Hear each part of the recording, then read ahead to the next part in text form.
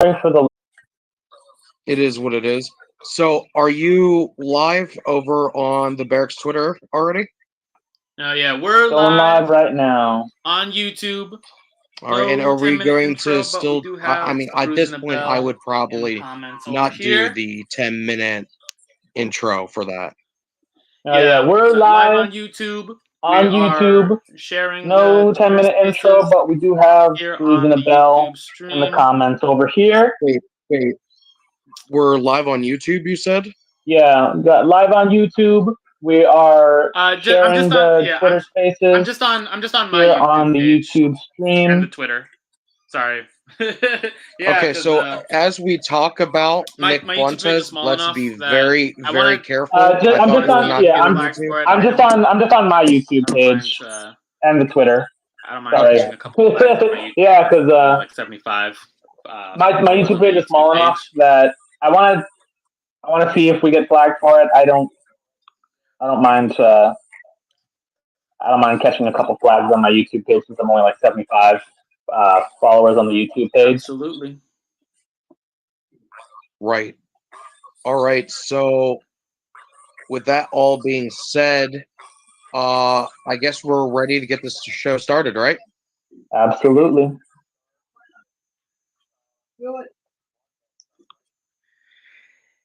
Yeah, since it's the freshest, okay. So, I event, guess and because it was actually we should start with that happened. The Nick Fuentes stuff, right? It was just since it's the freshest talk about everything freshest event, and because it was actually like there's this weird convergence an event that happened. That's happening. When with all the topics, it's just it's a good little segue to talk about everything we need to talk about. There's this weird convergence that's happening with all the topics we're talking about on the Barracks, between the Red Pill, between the Niger coup, and specifically. I don't know. It's just funny between like U.S. involvement in sort of ties all those things together. And like global imperialism and degrowth specifically. I don't know. It's just funny that Nick Fuentes has a debate today, and it sort of ties all those things together. Yeah. Well, so did either of you guys get to watch the Nick Fuentes his whole debate with that? I don't even know who these people were because I'm not really familiar with this clique, but it appeared to be some sort of Jewish podcast, dating podcast or something. Right. I caught the first just a couple minutes of it, and it's the same format as literally all these other people talking about their dating life, talking about shows, and talking about their jobs. Just and a lot of like Instagram 20-something, 30-something year old people talking about their dating life, talking about and talking about their jobs. Yeah, and a lot of like Instagram whores. The production values only this time. The production values look good. I like you. I didn't know who these people were. It just seemed like straight away they seemed to lay a hit job on him.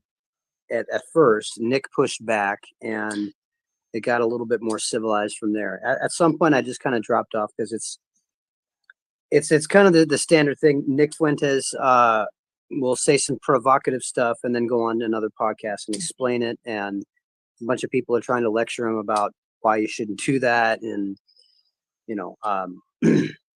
it's kind of the reason why I don't get that much into Nick Fuentes, because he plays that role of a provocateur, which I used to play very well. Especially after 9/11. As a former leftist, that was a fun thing to do, especially after 9/11. But after a certain point, the age-old adage, especially after 9/11. Yeah, right. I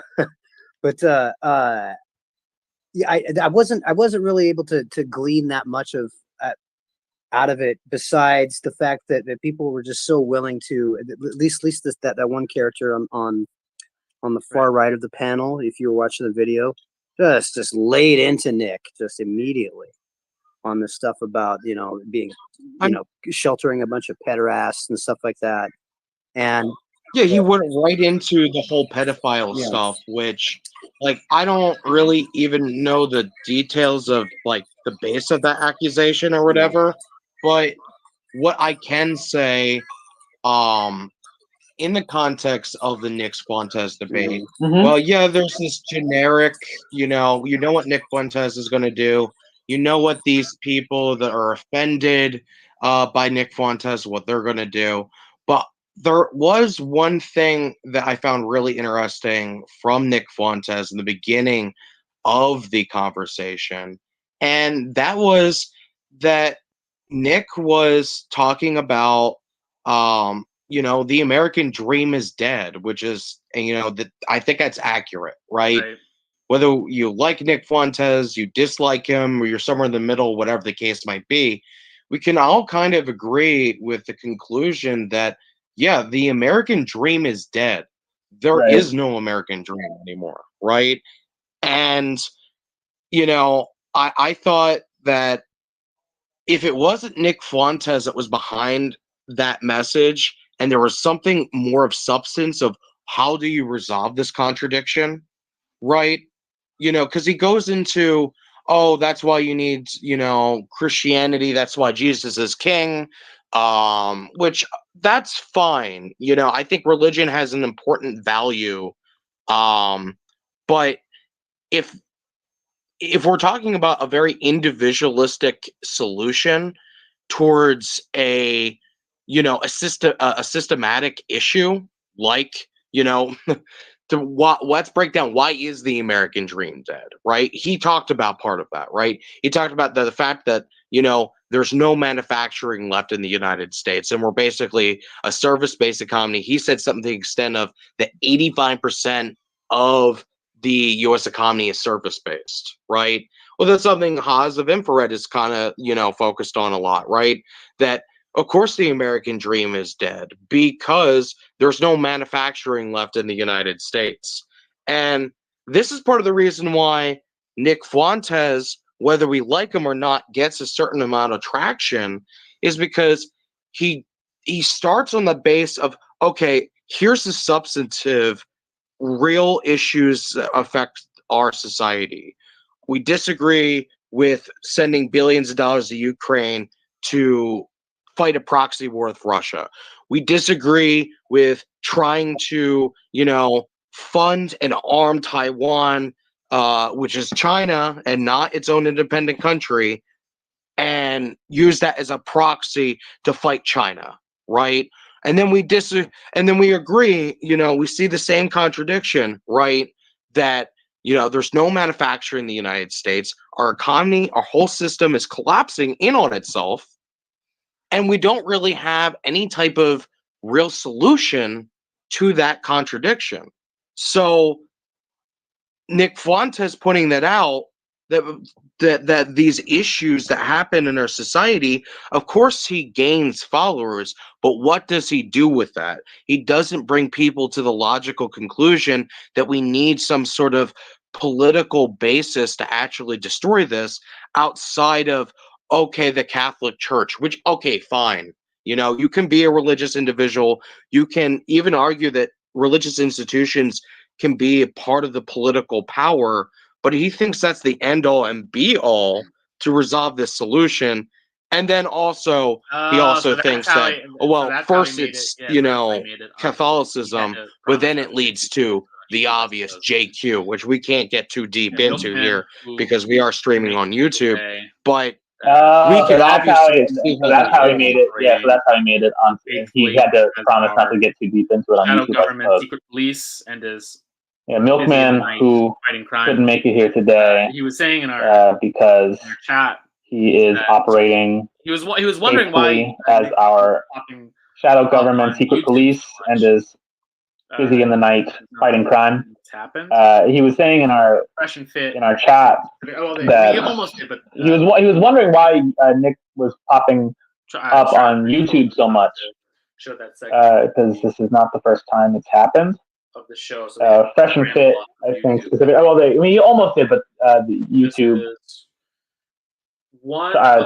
told them not to show that segment of the more recent instances of the show, so they had to scramble off of YouTube, I think. So this is together really one of, I believe this is one of the that it was more recent instances where he's actually on YouTube and it wasn't a conflict. Possible. So whoever put this together really, because he doesn't really have did their homework in making sure that it was as controlled in their favor against every day since Nick January. as possible. Because he doesn't really have a whole lot of talking points. I've been watching him pretty much every time he streams, every day since January. Why something is broken, and or how something came to be broken. Yeah, he has a very good nose for diagnosing of the economy are, like you said, why something is broken, or how something came to be broken, just what's leading to that what the root problems of the economy are, like you said, with deindustrialization, with mass immigration, leading to that breaking apart how that dependence on cheap foreign labor in the first place. So he's good how at the banking collapse for Silvergate. But in terms of breaking apart how that happens, how banks get into crises in the first place, from happening in the first place, he's pretty much a broken so he's good at investigating how we came to a certain point. But in terms of how we move past those crises, and how we stop them from happening in the first place, he's pretty much a broken record. And Catholic government, no sex before marriage, women. It's getting everyone who's not out of the government. Women should be seen but not heard. And then everything else is very vague on. No sex before marriage. That same question. Getting everyone who's not a Catholic Christian out of the government is the most important thing for him, and then everything else he's very, very vague on. So he just repeats that same. It seems like It seems like he gets the basic problem on its surface correct. So he can present what everyone's seeing, but what the elites are denying through the media and all other channels are denying. That's what's wrong with the collapsing G7 countries right now, especially the United States. But all that other stuff, his proposed solutions are either not very serious or just provocative bait to get people to continue to follow, as if that were a solution to the very real problems he's talking about. But when Nick Fuentes says the American dream is dead, he's absolutely correct. When I think about what he means by the American dream, and a lot of folks of his generation, even someone older like me, from the ass end of Generation X, we see the American dream as presented to us as really being just the dream of the Clintonian era, right after the collapse of the Soviet Union, where G7 unipolarity was at its apex, its height, its absolute strongest, where cheap credit was available everywhere. Gas was 88 cents a gallon. Saudi Arabia was still massively pumping, ramped up its oil production, sky high, and that's what ultimately destroyed the Soviet Union on that end. But it was great for American consumers too. They cheap petrol, cheap credit. Americans could buy a house.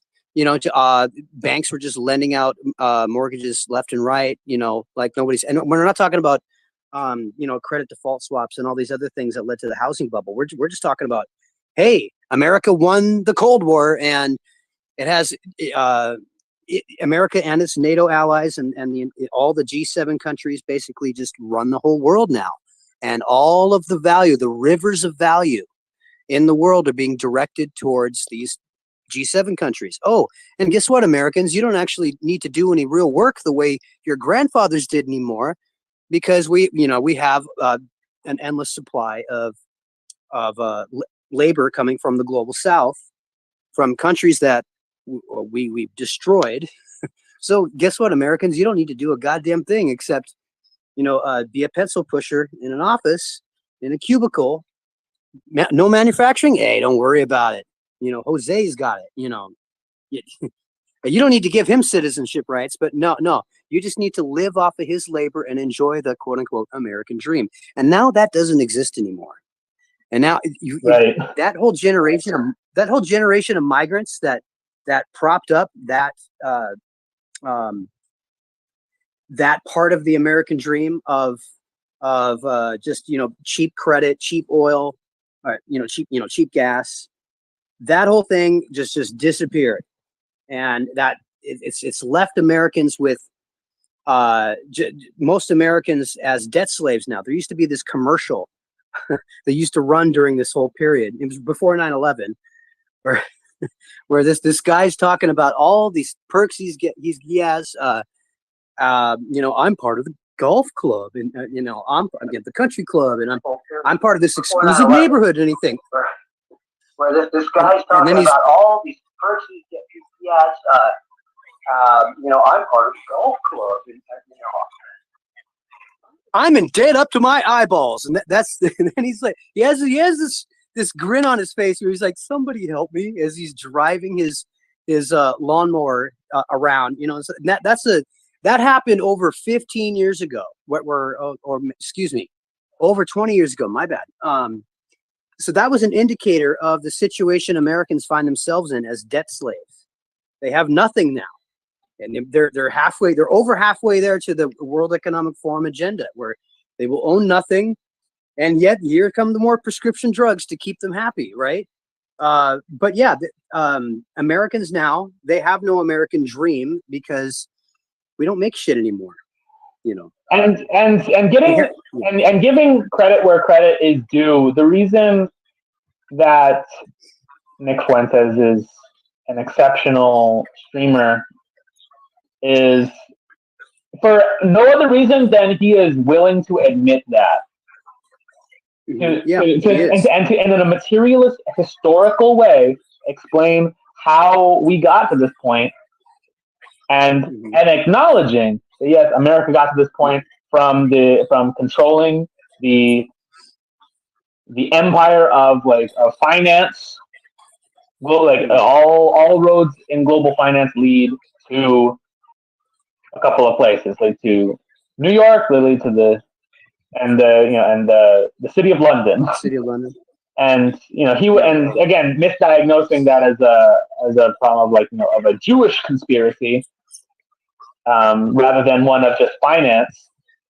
Not understanding, getting to that point historically, but not necessarily dialectically. He views history in a very mechanical way, where it's not able to change. Where finance monopolies are coming into existence because of a Jewish genetics and this historical mode of organization that was predetermined to be a Jewish one because of their religion or their ethnic makeup, and not because of and then now there's when you don't see an overrepresentation of Jewish people in banks today because that's just a form of organization that was particular to them. But it's literally there's not just Jewish people in banks or as landlords or in insurance or any other non-productive finance sector of the economy. It can be reproduced literally in any group. So therefore, it's the structure itself that needs to be done away with, and not necessarily an ethnic group like he wants to do. But that admission of how we got to where we are now, and that America sucks to live in now, is something you won't see anyone else admit. Partially because the people he's having these conversations with are themselves millionaire streamers. So they're selling part of that fantasy. It's again, one of the persons he was talking with was Yankee. What was he? He was like a financier. Yeah, so there was the guy that was in the far right at the beginning of the whole stream said something to the extent of, I want to put this out in the open. I am a lender. Right. And then for clarity for the audience, far right of the camera, not far right of Nick Fuentes. Like far right, just visually in the space he was in sitting, he was to the right of everyone in the chairs. Was saying that he was a lender. And, it being as charged as it was, it probably, again, this debate feels like I've seen this before from people trying to get a specific rise out of their host. Someone like Nick Fuentes, who, again, he has the same talking points over and over again. And it felt like they got him there specifically to get Nick to say something that would target to target the JQ.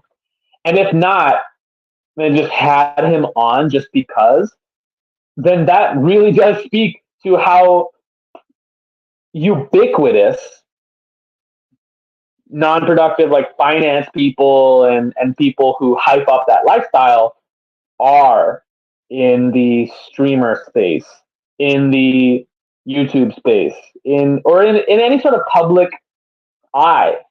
Just how prominent, just how many people there are who have that kind of a platform will just be able to walk in a studio like that because they're a lender and for no other reason.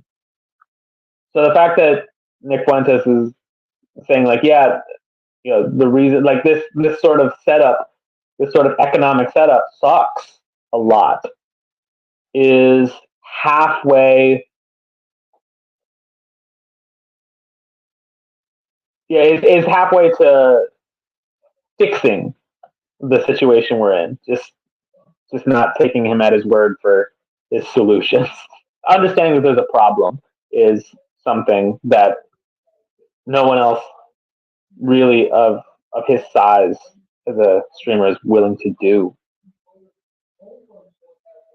I will say that Nick is poking around in the correct places as far as looking for a social base to change things. He just, his rightoid tendencies are preventing him from coming up with a concrete program for MAGA, because he has a connection with MAGA and America First. That's undeniable. I mean, the Stop the Steal thing, all that stuff, but yeah, you're absolutely right. I mean, it doesn't go far enough. I mean, obviously, rightoids are inherently have a problem where they're just pushing against the wheel of history in the wrong direction, and it's not going to ultimately work out for them. So they need to be future oriented like communists are. But it's just like what Haas said on his stream the other night, that those on the right, while they might take revolutionary positions at times, speaking of like red pill people, MAGA, the right in general, etc., the right itself is never going to be revolutionary. There will never be a conservative revolution that's not backed by some sort of, elite section of the ruling class that, frankly, is, it's not like a Bonapartist, but it's the status quo of the ruling class, right? Likely to try to act as a counter-revolution, if anything else. Right. That you reminded me. I made some notes for me. I wanted to bring up. That was the big one from the stream. That even when he's not talking about the JQ on these streams, it comes across how illiberal Nick Fuentes is, and that's what makes him exceptional. He points out that conservatives in America aren't really conservatives; they're just liberals with a time delay.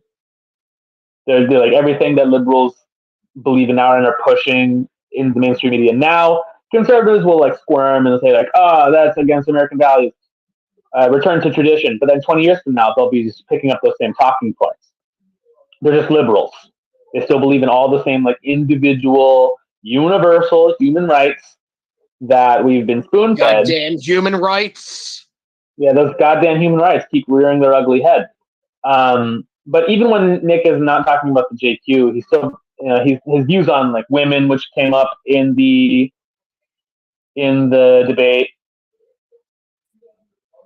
come across as like, women aren't having enough kids, and a part of the reason why we're poor is because women aren't having enough kids, and they're getting educated. Like, that is a very illiberal stance to take. It's not conservative, like, it's in that conservatives would think of a more cautious and collectivized and professional way to educate women under those liberal terms of individual human rights, feminism and capital and all those other things that we're learning in schools, but just in a more, collectivist and professional and moral way. But Nick Fuentes is like, no, the premise is wrong. Women are being educated. Just like, that's the excuse that the mainstream media uses to attack the Taliban, is that they are being illiberal. They are taking away education from women. And that's when Nick Fuentes steps, if only for a moment, outside of American hegemony and allows an audience to question that invisible worldview, that invisible framework that influences all of their decisions, their consumer habits, their political affiliations, so that they become critical of that world order. That they don't just swallow the tired old lines from those lenders and on podcasts like that. Who just like that's an excellent point. Just let me hang on. The milkman has entered the space. Yeah, sorry guys, I was dealing with some shit, but I'm here. And we know you're the chief of our secret police. You don't have to go through all the gory details of whose kneecaps you had to break, but we're glad. I wish, dude. Here. There was an interesting moment in the debate where one of the women was like, it's so offensive that you think women shouldn't go to college. And then he just kept asking her like to explain it, like, why is it offensive? And she couldn't. And I think that's kind of true with like every offensive thing. But what it is it's human rights. It's like, oh, women have to have a right to do X, Y, and Z, which, as we've discussed before, is totally arbitrary. Like, I guess women have a right to try too, right? Women have a right to try the experimental HIV drugs. The right to try. Yeah. The right to do the right. Women also have a right to do drugs. It's definitely, he's definitely based about a lot of stuff. Like, it's based that he breaks this human rights framework. But I just have to say, I'm very suspicious whenever someone is being canceled and being censored, and also everyone's talking about them.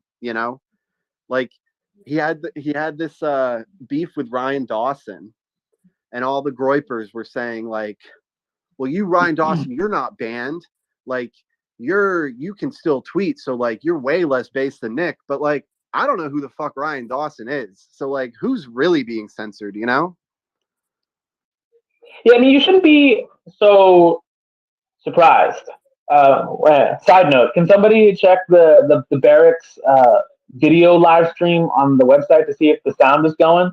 I'm trying to do the video, and I didn't get to test the audio beforehand, so if someone could check. It might need to be someone who is in our audience right now, because anyone who has is in this space right now probably can't play a live stream. Dang. Well, no worries. So, as I was, what was I saying? You're saying Nick Fuentes was. He's like canceled, but he's also getting promoted. Right. It's the same as with you shouldn't. It's the same. You shouldn't be. You shouldn't be surprised in that case, because the same thing happened to Donald Trump. where like in 2016, and Nick Fuentes pointed this out. Literally, the entire military, industrial, congressional, media, academia, think tank complex, the Mickey Mac complex, conspired against Donald Trump's candidacy. Even Fox News in those early days. Oh yeah, we have Screws and a Bell on YouTube says you can hear us loud and clear on YouTube, so that's good. Thanks, Screws and a Bell. So in those early days, they were all against him and trying to make him look as bad as possible, trying to shut him down. He's, obviously he's the first president to be taken off of Twitter. Right, but then obviously they're trying to like throw all this, but they're still milking all of this persecution for content. So with Trump though, they were trying to make him look bad in the media, but then behind the scenes they were calling him the Pied Piper candidate, and they were trying to boost him because the Hillary campaign thought he would be an easy W, and obviously that backfired. So maybe something similar is going on with Nick. Also, Trump did have support from the ruling class. He had Sheldon Adelson, he had the Koch brothers, and there's got to be some sort of forces behind Nick. Obviously, the Zionists are against him, but like this is a point that Destiny was trying so hard to make in the debate, but he couldn't because he's too much of a blue-pilled libtard. Is that there is Zionist influence, but there's also other influences. There's also other like conspiratorial factions, which he'll never admit because he believes in democracy.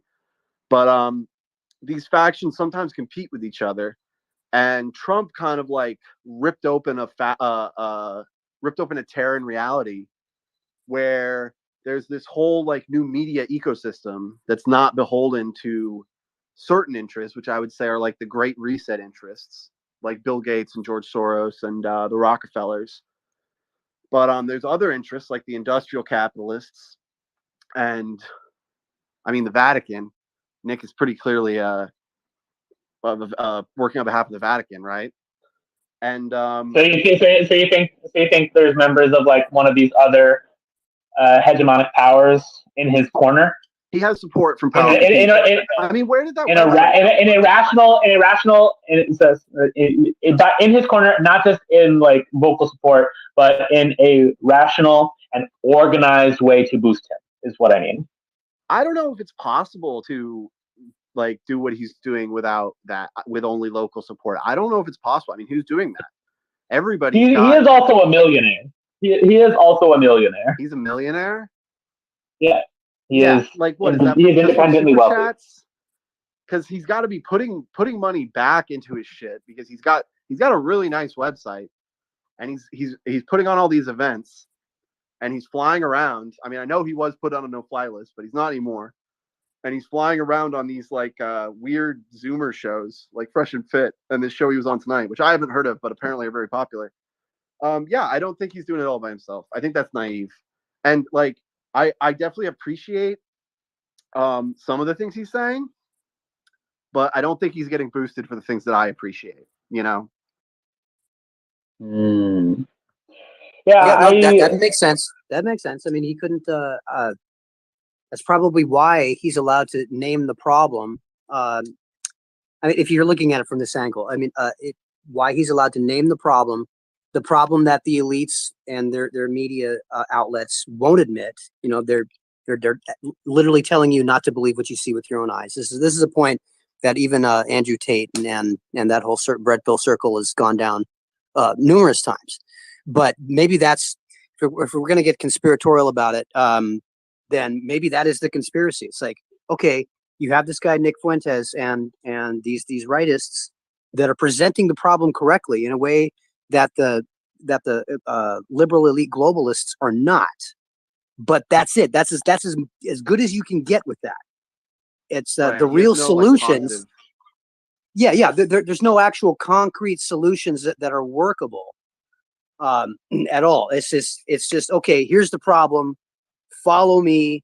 You know, but there won't be any real structural change there at all. There's not going to be, you know, a rallying of the working class to exercise its power.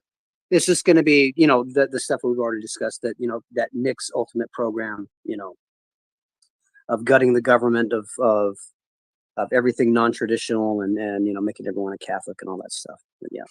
Well, if you want to get conspiratorial, which I always want to get conspiratorial, I think Destiny took a dive, man.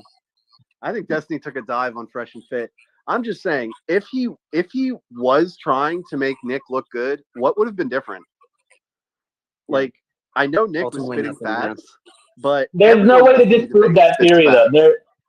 There is no way to disprove that theory, though. There is no way to falsify it. That's true. I'm just speculating, but I don't know. Nick went on this whole diatribe about how he and Destiny were like, he literally used the word kayfabe, and I don't know. Destiny's whole job is to take people who are spitting facts and just pour cold water on them with sophistry, and he's very good at it. And that was embarrassing. I mean, like, he really couldn't go on the Wikipedia page for anti-Semitism and grab some liberal arguments. That's what he was doing. That's what he was doing. The debate, but like, right. He was also a last-minute addition. Maybe I'm overestimating Destiny, but yeah, I think you are. Yeah, you're probably right. So here's, I'm going to push back against this because I really do support Nick Fuentes. I disagree with his political platform, but him existing and him continuing to have this counter-hegemonic viewpoint is a net positive, I think. At least for now. That could change very quickly. I'll tell you, like, I like Nick Fuentes. I like the things he says, but I don't really like the Groypers. I mean, they're out here with anime profile pictures, posting law. So this is why I think someone like Nick Fuentes, I don't think he's controlled opposition. I think we really underestimate how many young men in the United States are like that. I mean, he can control reliably an audience of regularly 5,000 people for a big event, often 7,000 or more on his own one-man made website. Well, not one man, there's a couple of people going into the engineering, but on his own website, not on YouTube, not on Rumble, on these other platforms, it's even more than that. And when he goes on to Fresh and Fit gets the largest audience that they've ever had. And obviously all the anime groypers on Twitter, they're like scumbag human beings. But I really think we're underestimating how many of them there are. And when you have someone who is giving voice to their anarchistic perversions, their antisocial tendencies, their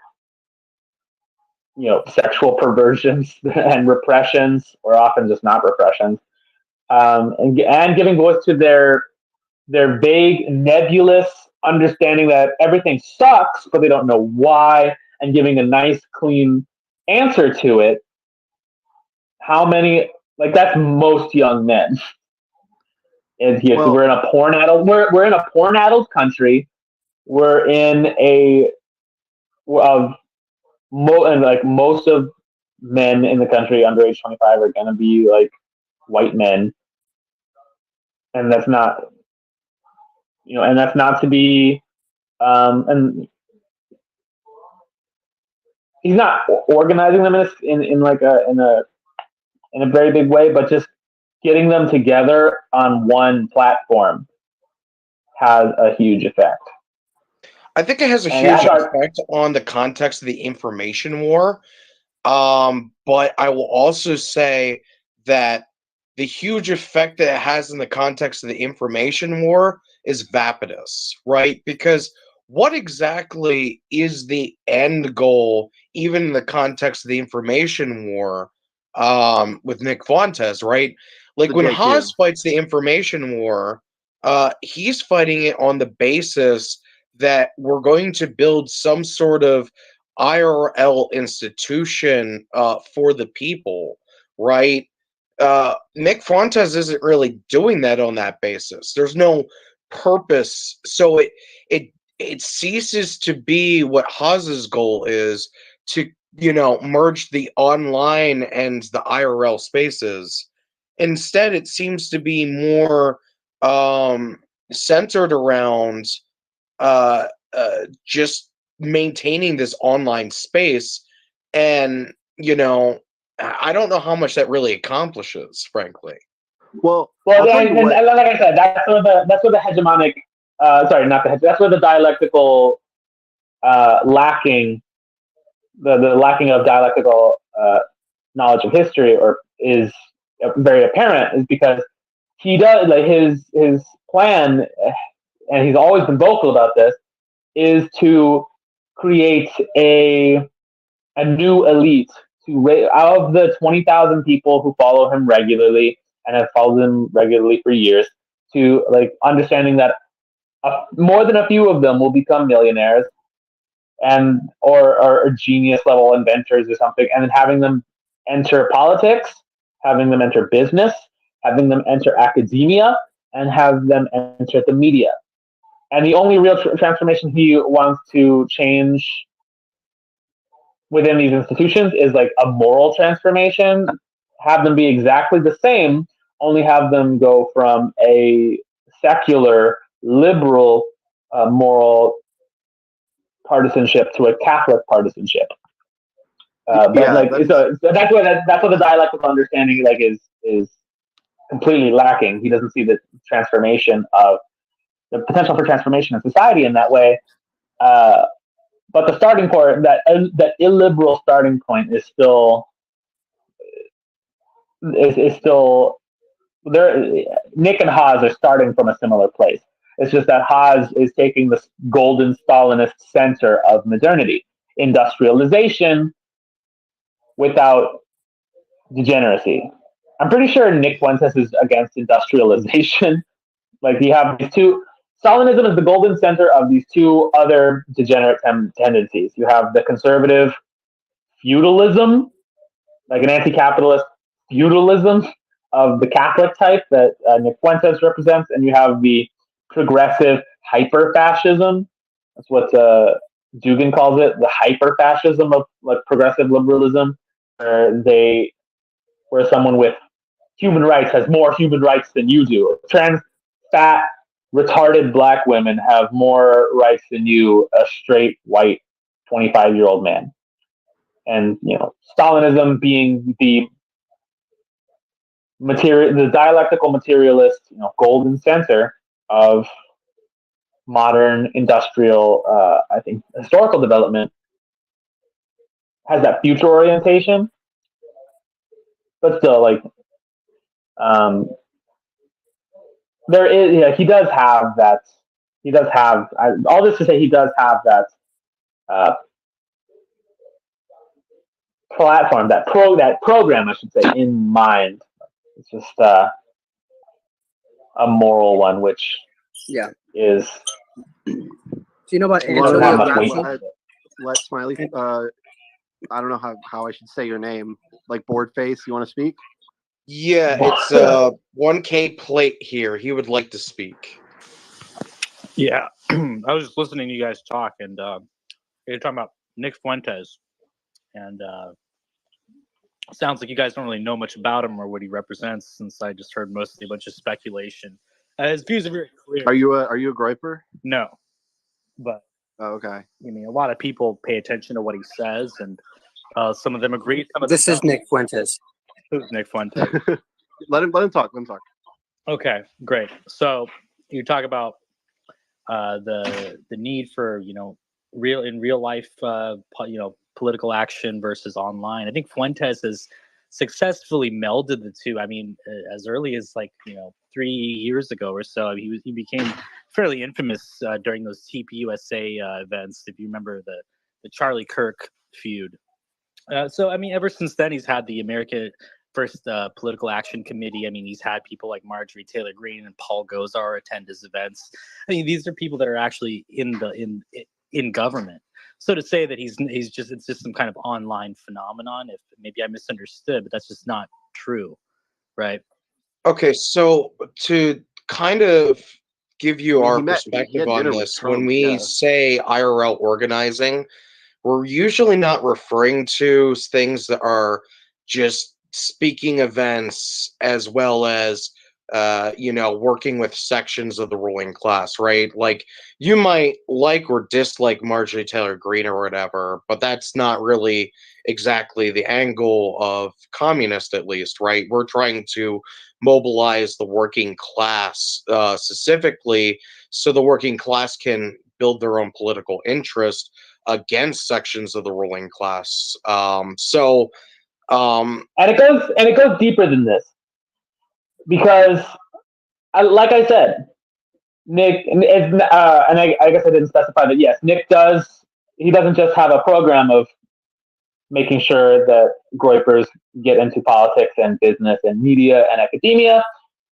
But yeah, he also has these very popular in-person events. He was at the Capitol building on January 6th. Didn't go inside, so didn't get didn't get prosecuted by the FBI. But he was there, commanding a crowd. He has AFPAC, which increasingly as years go on is getting bigger and bigger.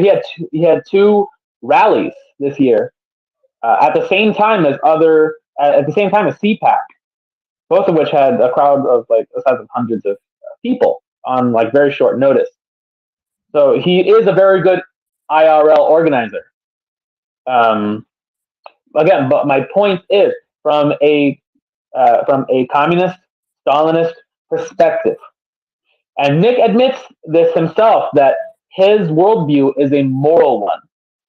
The primary forces in the universe, to him, a Catholic conservative, a reactionary Catholic conservative, the primary forces that govern the universe, that move everything around us, are moral forces.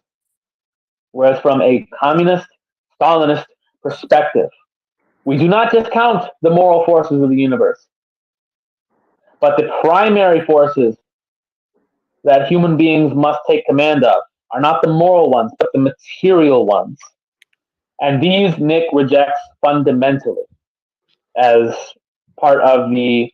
Well, so does most of the American population. I mean, communists, as you well know, and have probably said yourself, because you're one of the Haas orbiters, you know that communists are completely dysgenic and retarded. So knowing that and leftist communists, Trotskyists, sure, but if you're going to tell me that the Chinese and the Russians are less eugenic than all the people in San Francisco, no, that's not. Can I respond? Wait, can I respond to this? Then you're coping.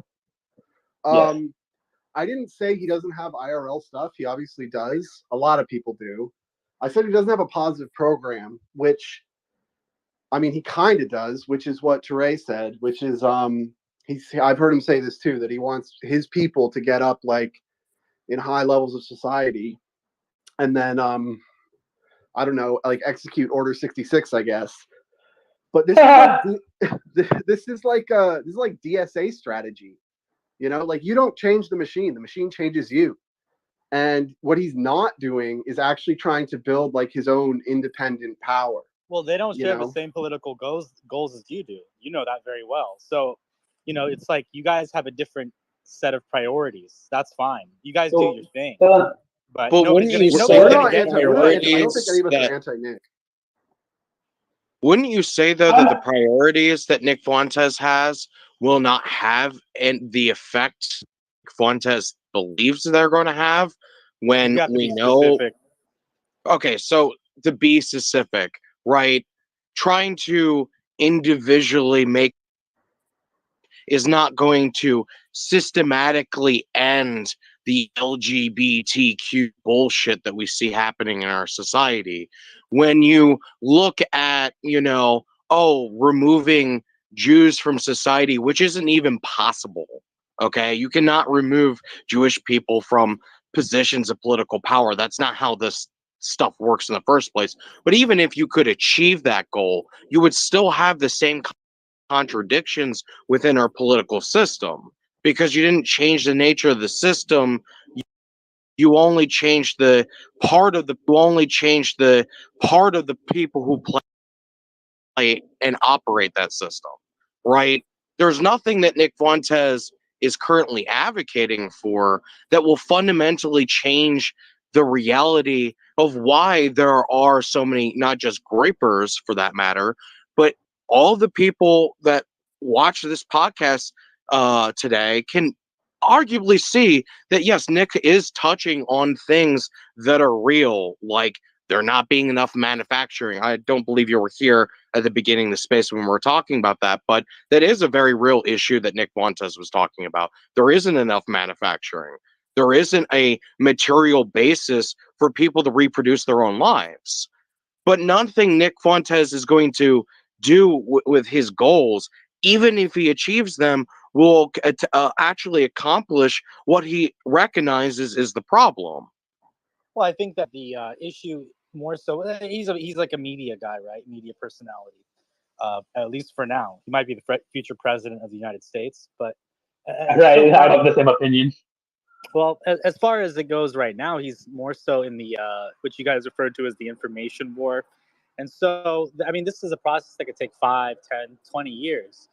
But the I guess his goal is to, shift the Overton window as to what's acceptable in public conversation. And I think he's actually done a fairly good job of that, if you've been paying attention. Vivek Ramaswamy got asked about 9/11 today. So I think that's Nick Fuentes' influence.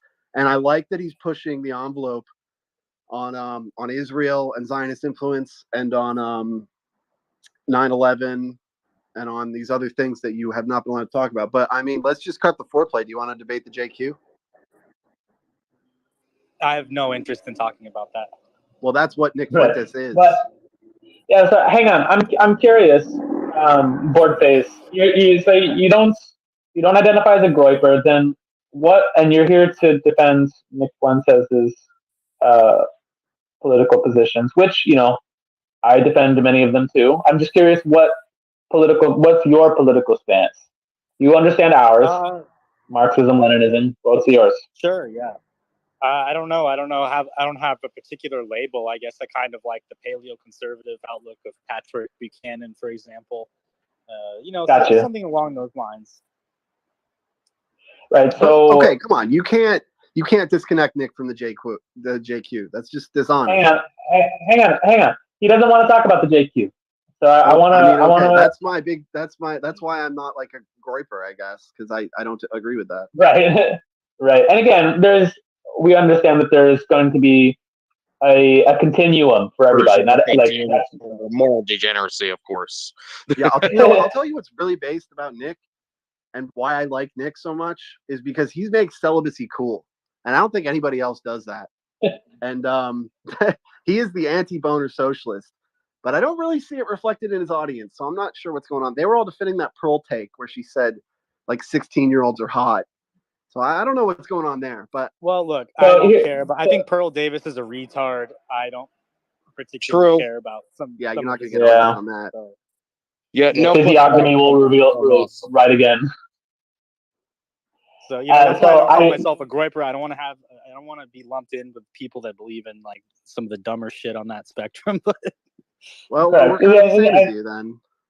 Say that. And again? there's going to be. Milkman said that we're kind of the we all would take Nick over Destiny any day. Like I said, there's going to be a continuum of people, and that's why I do say that Haas and Nick Fuentes are starting from the same position. Really, you need to start from a counter-hegemonic position. Yeah. Well, look, because it allows for a continuum. It allows for a continuum where you don't have to believe 100% of what Nick Fuentes says, like the groipers do, where they just take it all 100% without any sort of reflection or criticism. But there's a whole number of other implications to his viewpoint, and a whole lot of effects, even just by him being in the media, like you said, with Vivek Ramaswamy being asked about 9/11. So, which is why, I want to board face. Just I want you to just talk about your political standing Sure. because sorry to interrupt you. It's because there are a lot of people I feel in the United States, like young hang on, yes, young white men who call themselves like political nomads, politically homeless. So being under this very broad umbrella of conservatism, but who do lack that unified program, and us being the golden Stalinist center. Well, look, I'm familiar with some of your guys' talking points. I've listened to Haz's Twitter Spaces before, so I'm familiar with some of the things you guys talk about. There's certain political non-starters for me. For example, Islam. I don't want that in my country.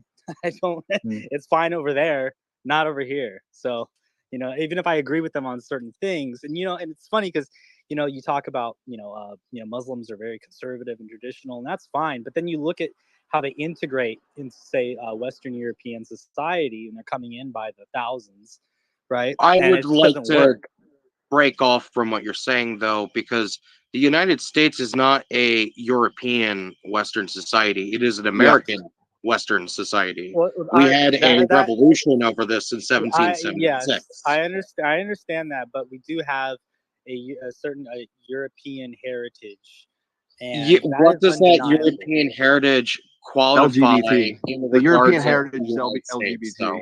I'm sorry, say that again. What does, in the context of the United States, those European lineages really quantify in the regards of the United States, though? I'm not talking about blood quantum levels here. I'm just talking about culturally. That. Yeah, and that's culturally, we're nothing like European countries. I would say that America has its unique own independent modernity separate from Europe that was created through 1776. I think that if you read the founding fathers' own words, I don't think that you can say that they are just trying to make a clean break from. Yeah. Well, they did make a clean break from the mode of production, right? And that had cultural ramifications for that. When you break from the mode of production that was semi-feudal monarchy, right? That changes the premise of the United States, and that creates that divergence from European modernity that, you could say that in some regards, in the context of liberalism, shared values, but those shared values completely displayed in completely different historical ways. You saw no equivalent to Manifest Destiny in the context of Europe compared to the United States, right? And we've seen the continued process of that reinforcing of modernity, of America's modernity, of Manifest Destiny, through the process of industrialization. We see that culturally with, the highways infrastructure that was built and how that affected Hollywood.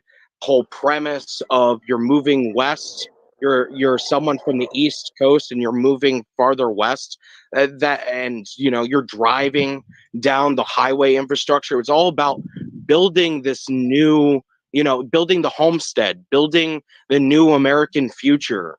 And that's something that Europe just simply does not have and hasn't had since the Renaissance. Yeah, I think where I disagree with you, though, is that I view America as a continuation of that. You view it as some kind of like blank slate. Is that a correct summary?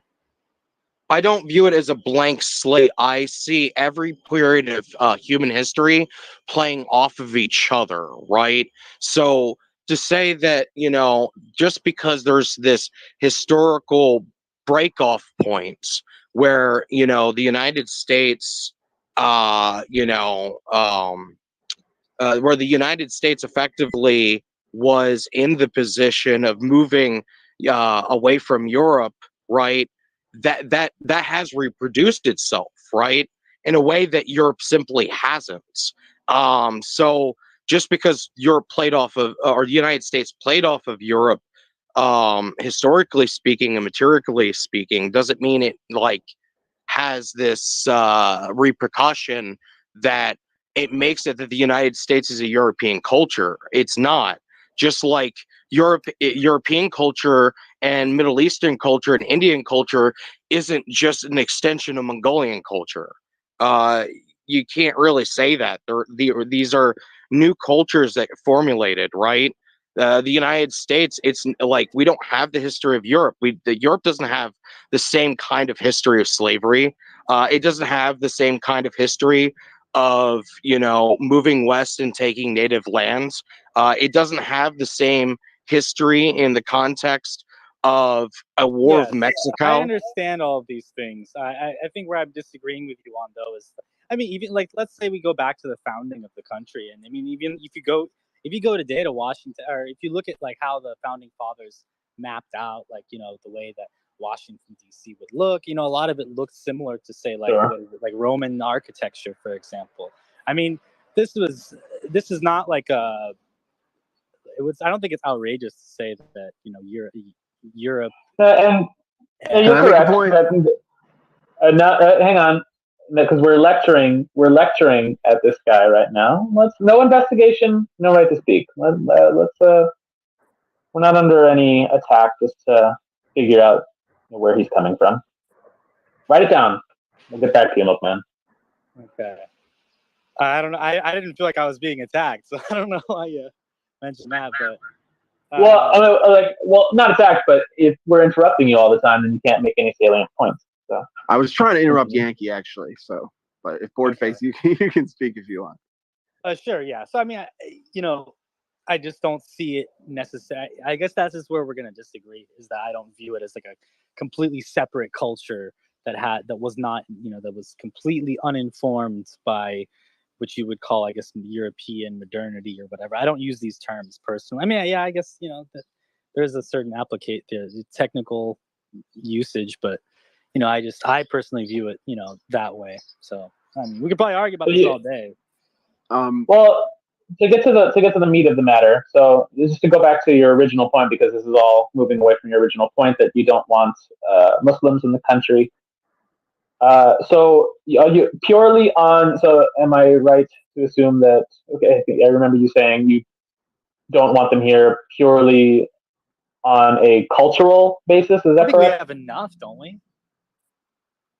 I mean, I don't know what enough means. Oh, okay. So, well, I mean, for example, let's say you look at like the, you know, certain places in Michigan or whatever. I mean, it's not like you know, or we're just going to talk about the U.S. We can just stick to the U.S. We don't have to bring in Europe into it. But then I look at Europe and I'm like, you know, I don't know if we need all those Syrian refugees, right? So, you live in Europe? I would agree that we don't need to increase the amount of refugees in the United States. That's something we would agree upon.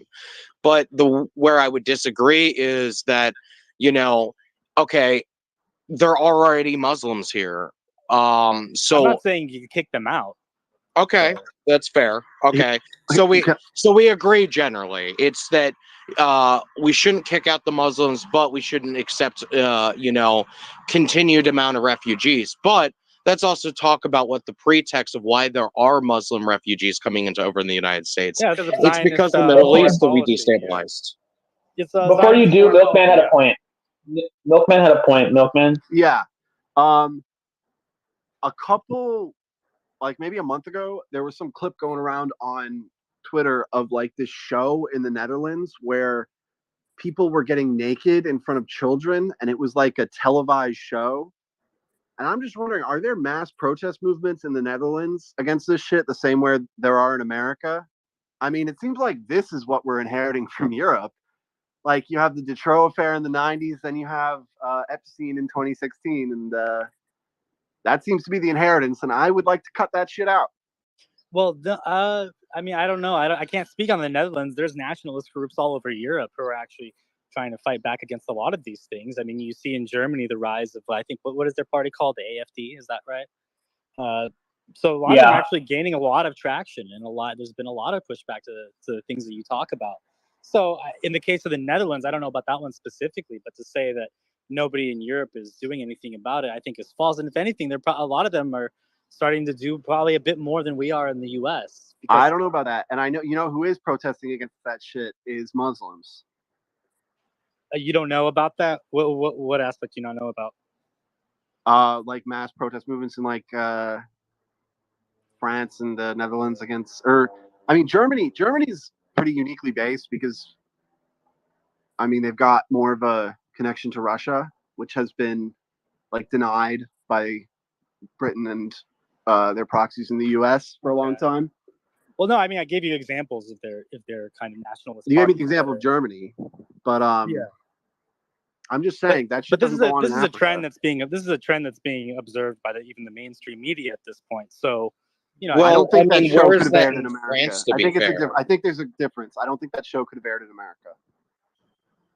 I mean, when you look at France, I don't see this uprising of, a political movement from the right or the left, frankly, that is really working to fight in any effective way. Let me phrase it to you this way, since we're now mixing in LGBT and Muslims and all this stuff.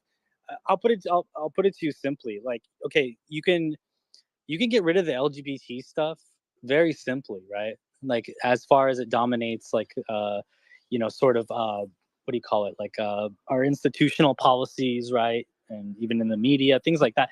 That stuff can be very, if there's a change in our regime, that stuff can be dealt with the stroke of a pen, very simply. It's like a question of policy. Now, what you can't do... We get invaded by Canada. That's the mistake. Hang on, let me finish. What you can't do, though, quite so easily, is reverse the demographic shift, right? You're not going to be able to unfuck your country once it's irrevocably changed, demographically speaking. So, and in order to change something like that, that would require it would invariably lead to violence, right? So that's a much trickier thing to deal with, right? So to just kind of say, we need to let in all these Muslims because they're based and they don't like the LGBT stuff. It's not. To be clear, no one's arguing. I'm not saying we need to let them in. I'm just saying they're already here and they are protesting the LGBT stuff. So they seem like allies to me. I mean, I'm not an open borders person by any means, but I mean, yeah, it's more importantly, all this stuff comes from the British, man. It's all from the Tavistock social engineers. The Tavistock Institute is the biggest transgender youth health center in Britain, and Tavistock Institute has been for almost 100 years now a social engineering research institute, and it reproduces. We're jumping around a bit. All right. I'm just saying it came from Europe. That's my point. Yeah, a lot of things came from Europe. I don't know what you're trying to say exactly. Are you saying that homosexuals? Well, I mean, Europe would be the problem. No, I'm saying this LGBT ideology came from Europe. That's what I'm saying. Maybe it's. I'm not sure about its ideological roots. I mean, I've heard different things. You're saying this institute in the United Kingdom, and then I hear from other people. Well, you probably heard Magnus Hirschfeld, who was European. Yeah, well, I've also heard different. Like I said, there's been different takes that people have said, look at all these Jewish last names involved in these types of institutes, and they all from Europe, probably. Okay. Yeah, so the commonality you'll find if you find Jews that are involved with that is likely that those Jews are from Europe, not necessarily. I don't think Ethiopian Jews are pushing this stuff. Yeah, I mean, nor Mizrahi Jews in the Middle East. I don't really care nor about Indian that, Jews. I don't care about Jews, dude. So what do you care about? I care about America and what does America fundamentally what are we preserving? A culture? Well, I mean that is but we also have to look to the future, So I'm kind of feeling this when Nick Fuentes talks about futurism. I'm like, okay, that's kind of cool. Right? So then what are the predominant forces of culture within a country? What is the first mover of a culture? Where does it come from? Pop quiz? Just tell me what you're driving at here.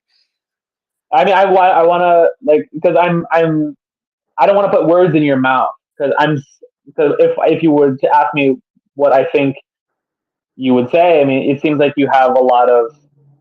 What you're saying is that culture is driven primarily by ideas and by morals, which we are fundamentally. Yes, because you are Marxists. At odds. You guys reject that. For you, well, we have morals. We have morals, and we have place morals very highly. It's just so you guys consider class struggle was the primary mover of history. I've heard you guys talk about this stuff before. I would not argue that it's necessarily just class. I would say, in our time in particular, it's imperialism. Okay. Right. There are material forces of how we put food on the table. Just everyone on a national scale in many different tactics and strategies are just making the stuff we use to stay alive. The bed I'm going to go to sleep in tonight, the food I'm going to feed my cat, the clothes that I'm wearing right now.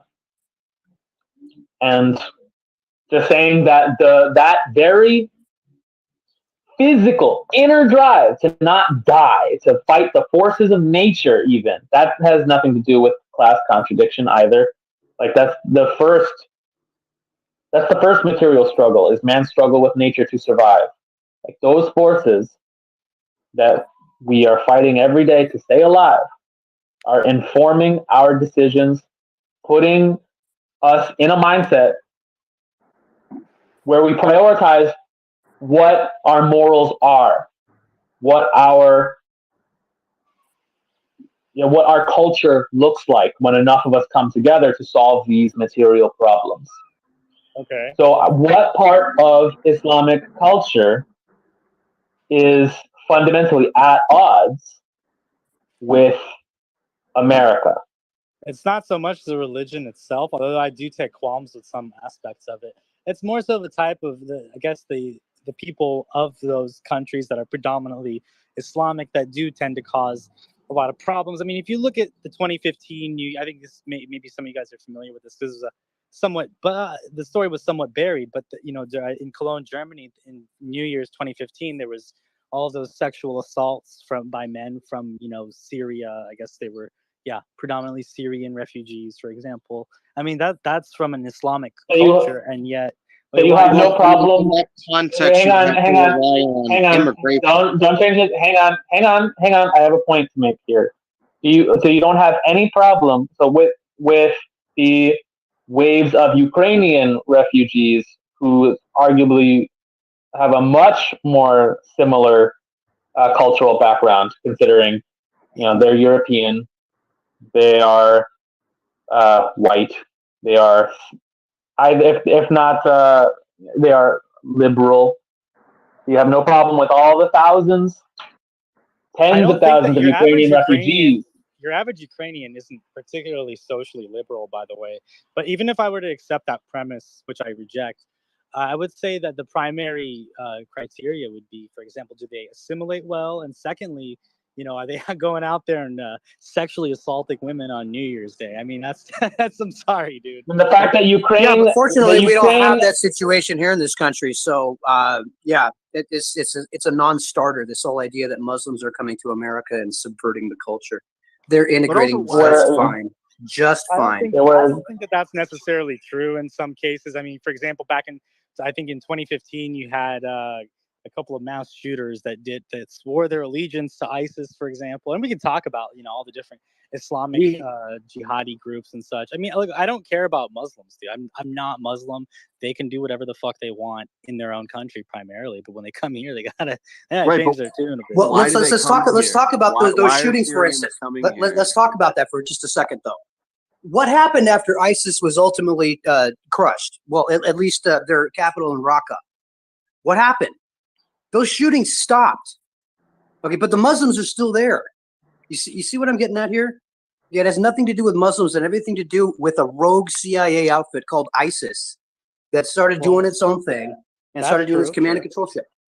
That's the real situation there. So the whole idea that America needs to get rid of the Muslims and preserve its culture. No, that's not what I said. I didn't say get rid of anybody. I just good. He is arguing to stop the immigration from the Middle East, which I agree with. But if you want to because I believe that we need to stop the overwhelming majority of all immigration right now. If you want to stop until at least we improve it.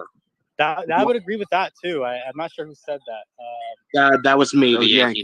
If you want to stop the immigration from the Middle East, you should be against all these wars that we've been doing in the Middle East. Oh, I am. That's why there's immigrants. I'm not a neocon, so no argument there. Excellent. But that's the ultimate point here, is knowing what your vision for, again, just satisfying those universal needs that we all share, of how the food gets produced, of how we maintain a population through like you're a paleoconservative. Do you think that industrialization, the thing that allows billions of people to live on this planet, do you think that should be scaled back or destroyed with entirely? Like a lot of people do. No, I don't agree. That's one of the most important points that we have to keep making, because so many people, both mainstream, like liberal degrowth, Green New Deal fascists, but also people who are on the illiberal side of hegemony, like Nick Fuentes, who is very critical of capitalism, but wants to return to, in his own words, Catholic monarchy, like a feudal style Catholic monarchy. Well, it's fundamentally you gotta make outrageous demands, so that if you aim for something really high up there, you might not make it quite there, but you'll get closer than if you didn't have that goal. I mean, feudalism. You can't just make up how feudalism works. You can't just make up how. I get that. I get that. Yes, I don't. I think that when he says that, when he says that particular line, I think that's probably in jest. I don't think he's being 100% serious there. But that's the only concrete thing that he has said in terms of a material structure of society. Because his ultimate flaw is he spends so much time talking about morals, and we can't eat morals. That when he gets to the meat and potatoes, when he gets to that stuff, we're either us speculating, or the stuff he says, Catholic monarchy, feudal Catholic monarchy, is fundamentally incapable of keeping human beings alive. It would lead to mass death, starvation. Forget the monarchy part. I mean, how about just, he's mentioned concrete things, for example, like, scrapping that 1965 Immigration Act. Let's completely put a complete pause on both legal immigration and illegal immigration. Sure. So get rid of all that, and then have restore our manufacturing base in the United States. I think these are all things that he's mentioned that are concrete goals that can easily be achieved if there was a shift in our political regime. So, but you buried the lead there. You buried the lead, which is, how do you get a shift in our political machine? That's the only question that matters. Like, you can talk about policy all day, but how are you going to do it? I mean, well, you do that by entering politics at the local level, or you enter institutions, you enter academia if you have to, you enter the media if you have to. You have to kind of the DSA route, that's DSA strategy. That's the DSA's misinterpretation of Antonio Gramsci. That's the DSA's misinterpretation of Antonio Gramsci's work on hegemony. And the rightoids have kind of flipped that upside down. You know what I mean? It's the same strategy. It can work. It's worked for the evangelicals. They're taking back school boards and PTAs, local government, that kind of thing. So Nick Fuentes isn't wrong on this front. I don't think. It's a starting point. It's not what we communists want to do, which is elevate the working class to the position of the ruling class, exert its power over society, maximize free time. It's not the same thing, but it's but I can't say necessarily that that's going to be an ineffective strategy by Nick Fuentes. It just doesn't rise. It doesn't go beyond the horizon of what it is. and we communists have a much more deep, thorough program than what Nick is capable of doing at this stage. Yeah. So we're gonna end up. Sorry, go ahead. To be sure, you think that the institutions within America are, political institutions like the two-party system, like Congress as it exists, the educational system as it exists.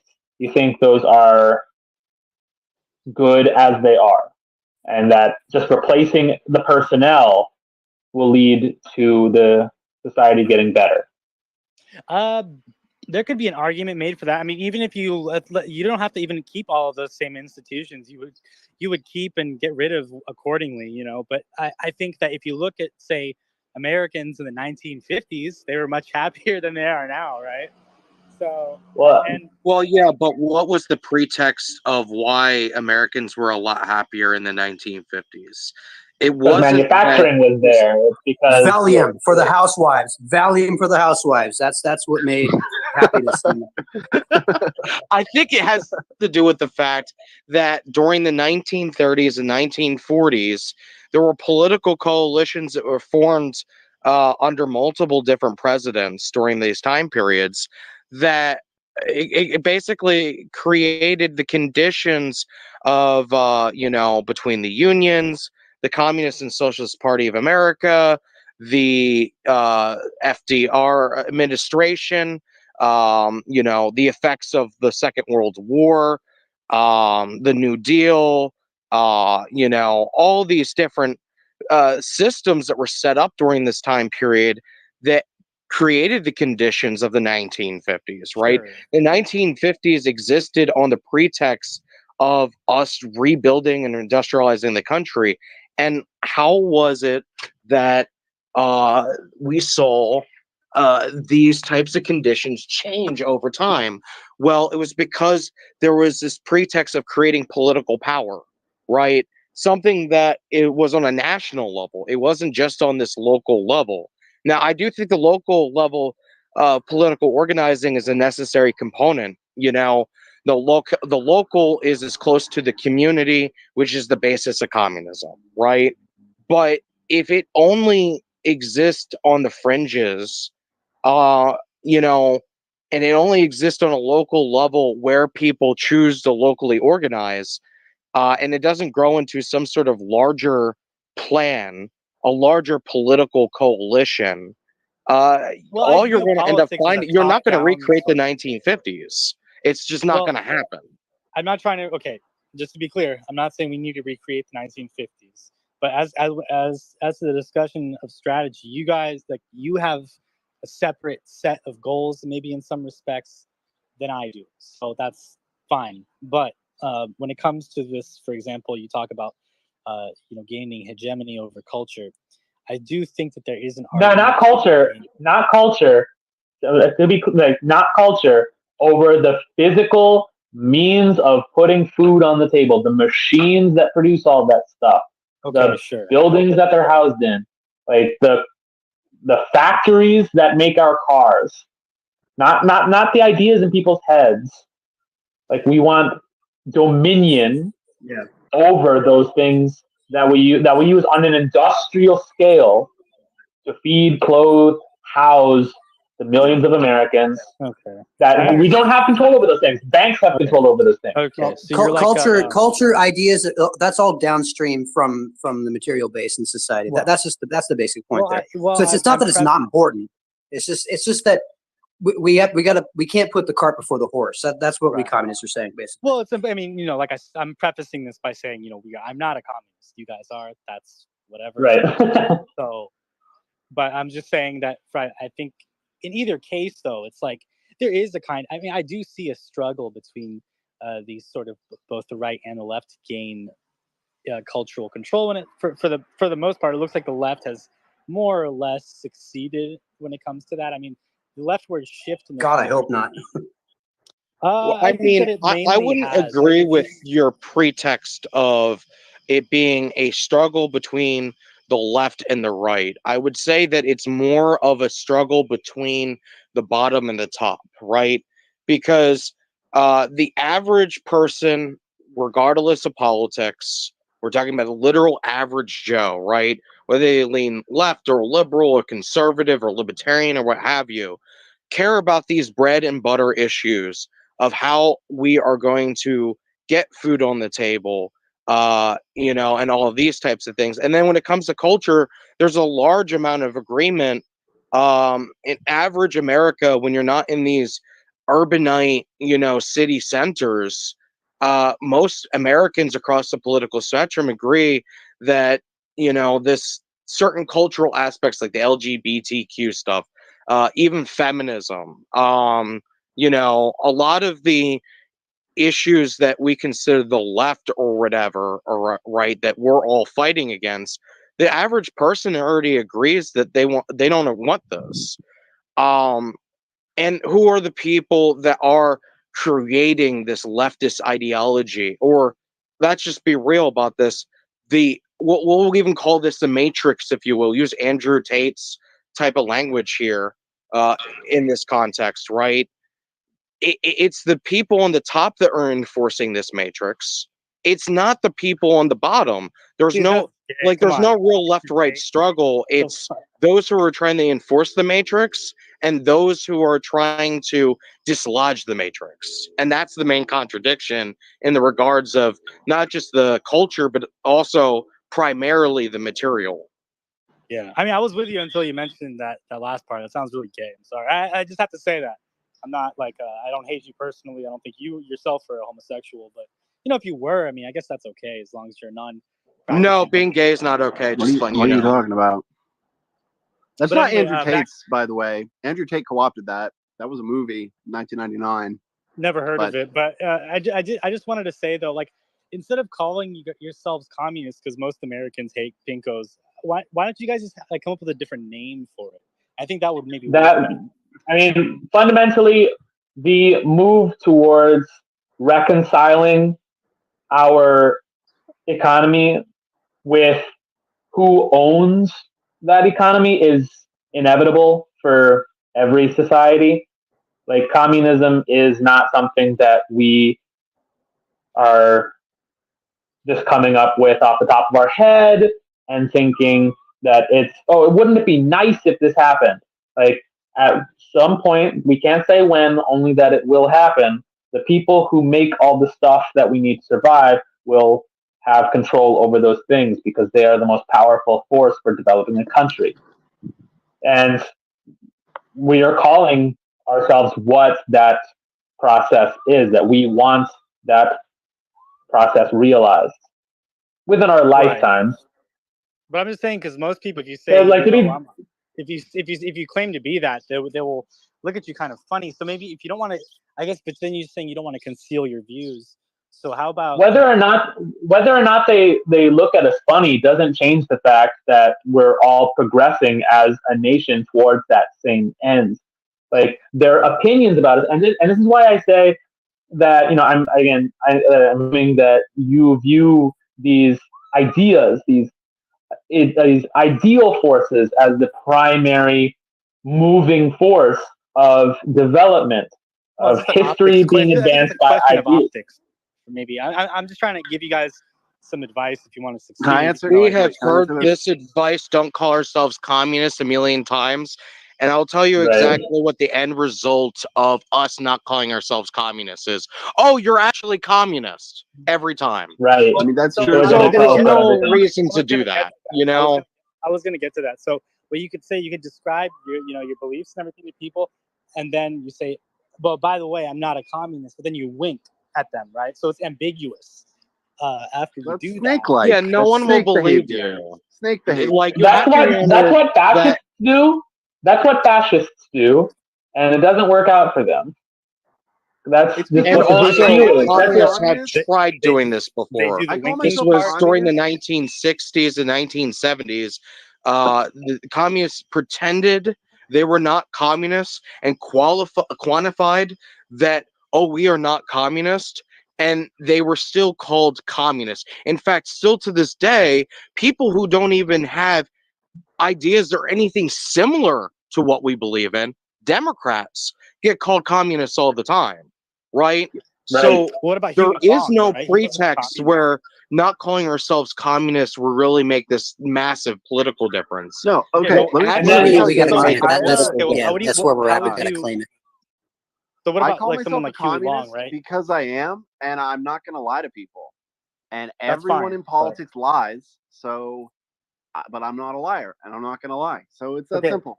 But what about like let's take an example of somebody like Huey Long, right? Like I mentioned, like he wasn't. I wouldn't call him a communist. I don't think he called himself that, but some people kind of call him that. So it's like it's ambiguous, right?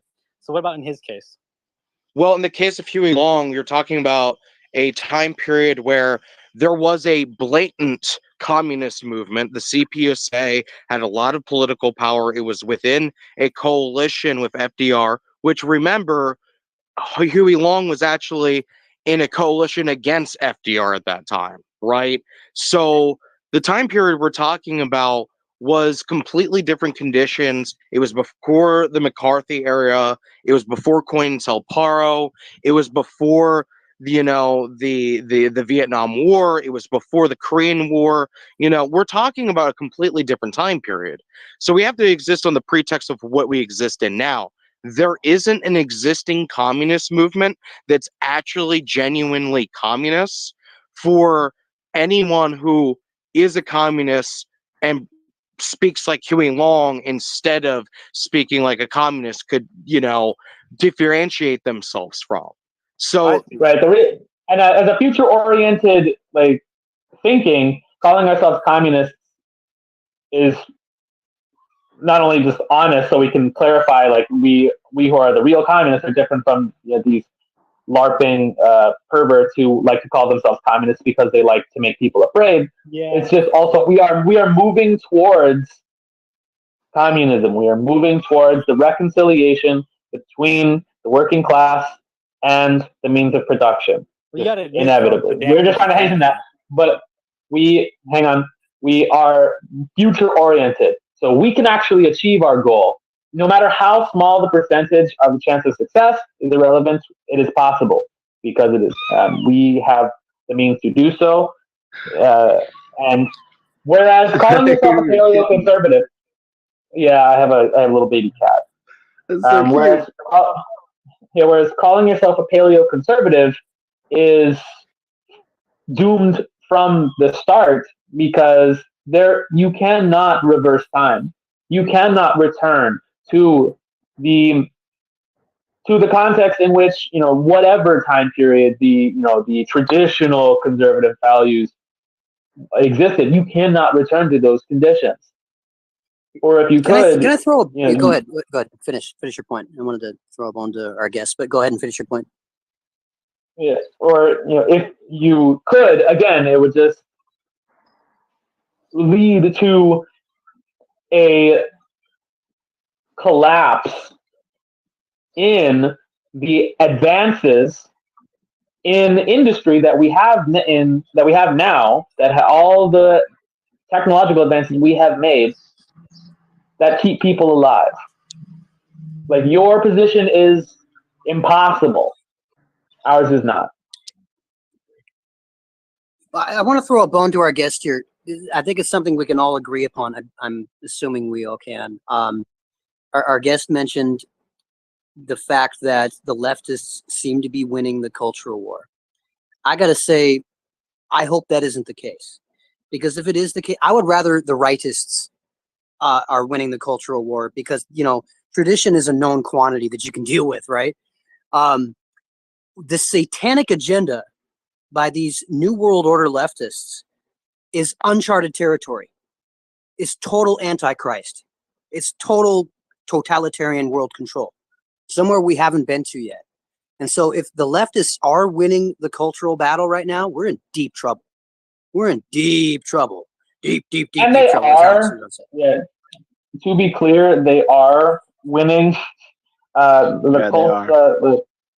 mean that the U.S. military is gayer than it's ever been, and uses that gayness as a pretext to, invade other countries or intervene in other countries. Not and they control the schools that reproduce like the next generation, who's going to be thinking in terms that they set for the next 20, 30 years. Right. Well, I'll even give you a better. They control.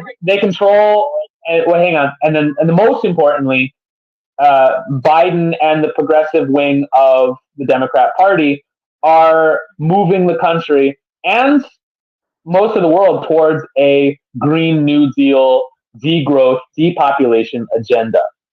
Like that is a progressive, quote unquote, progressive ideology, which Biden has been succeeding at in collapsing the food infrastructure of Sri Lanka and blowing up the Nord Stream pipeline. So yeah, they are winning.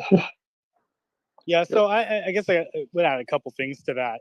You look at, say, I mean, you mentioned Biden. I mean, full respect to the last white president of the United States. I'm not really a fan of a lot of his policies. His son's a crackhead. Seems like he'd be a fun guy to party with.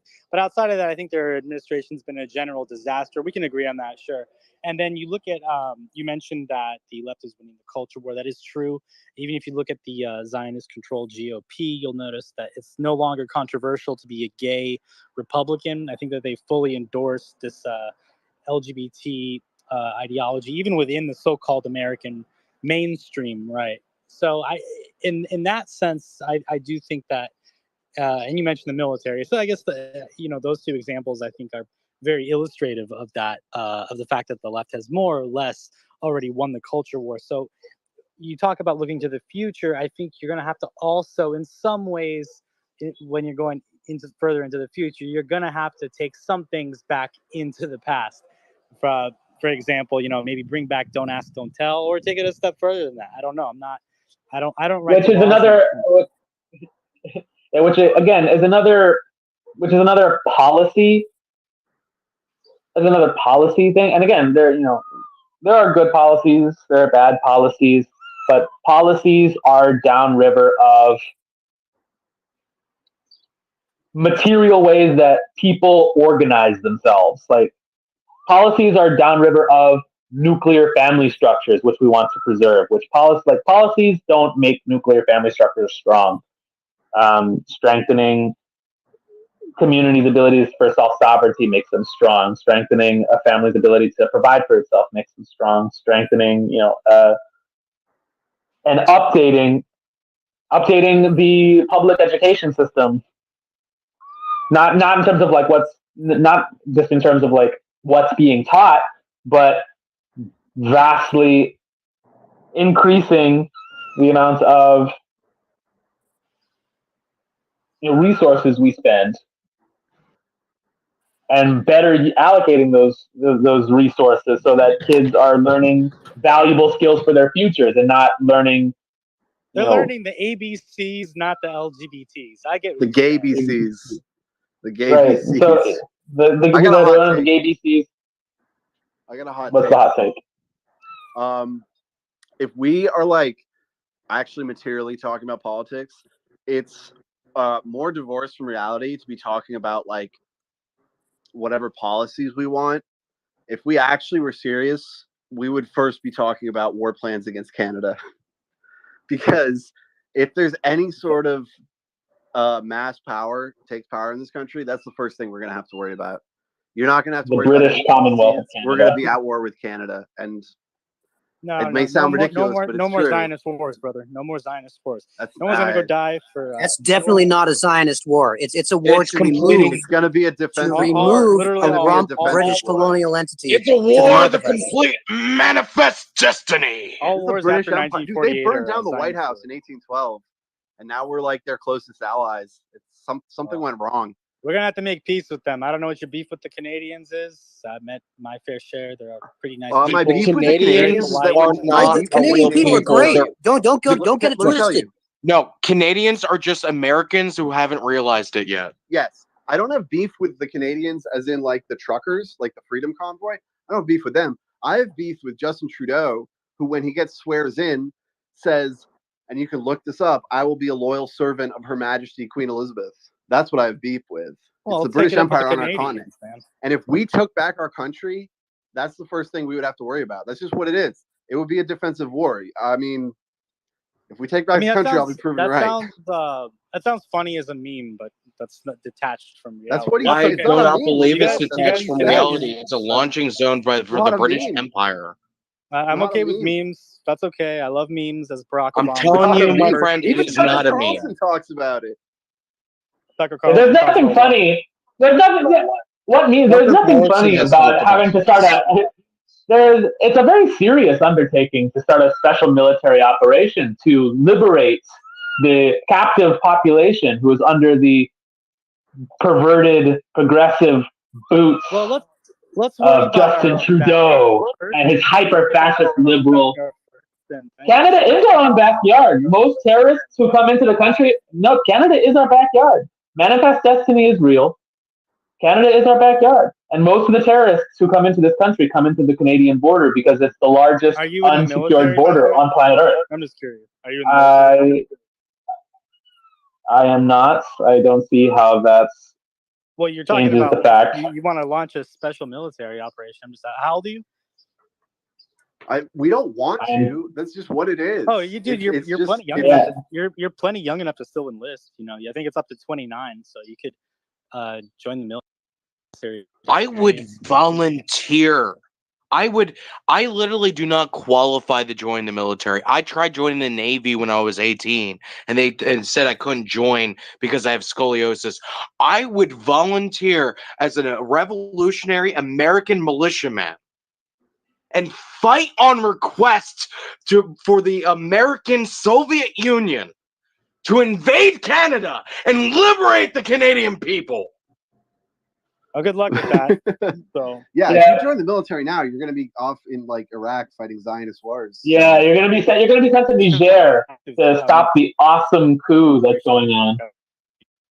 Yeah, we need state power first before we can have a People's Army of America actually do that, to actually make that happen. Otherwise, we're just we are going to get sucked into Zionist wars.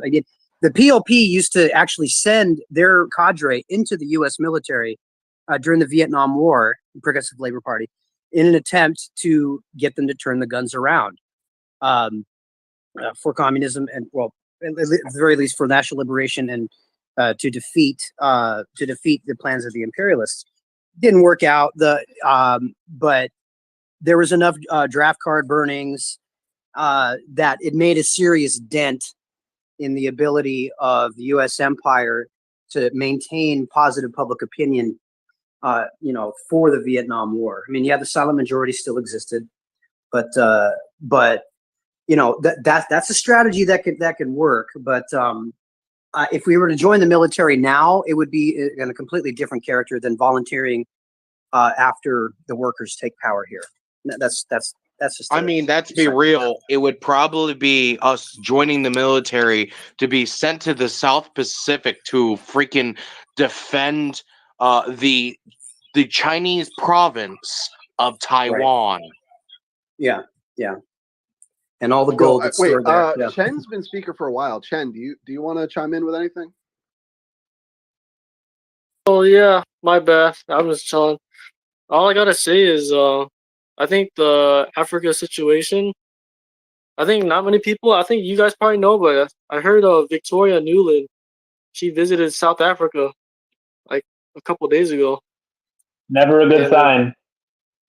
I didn't know that, and the white nationalists, they're saying that Victoria Nuland is propping up Malema.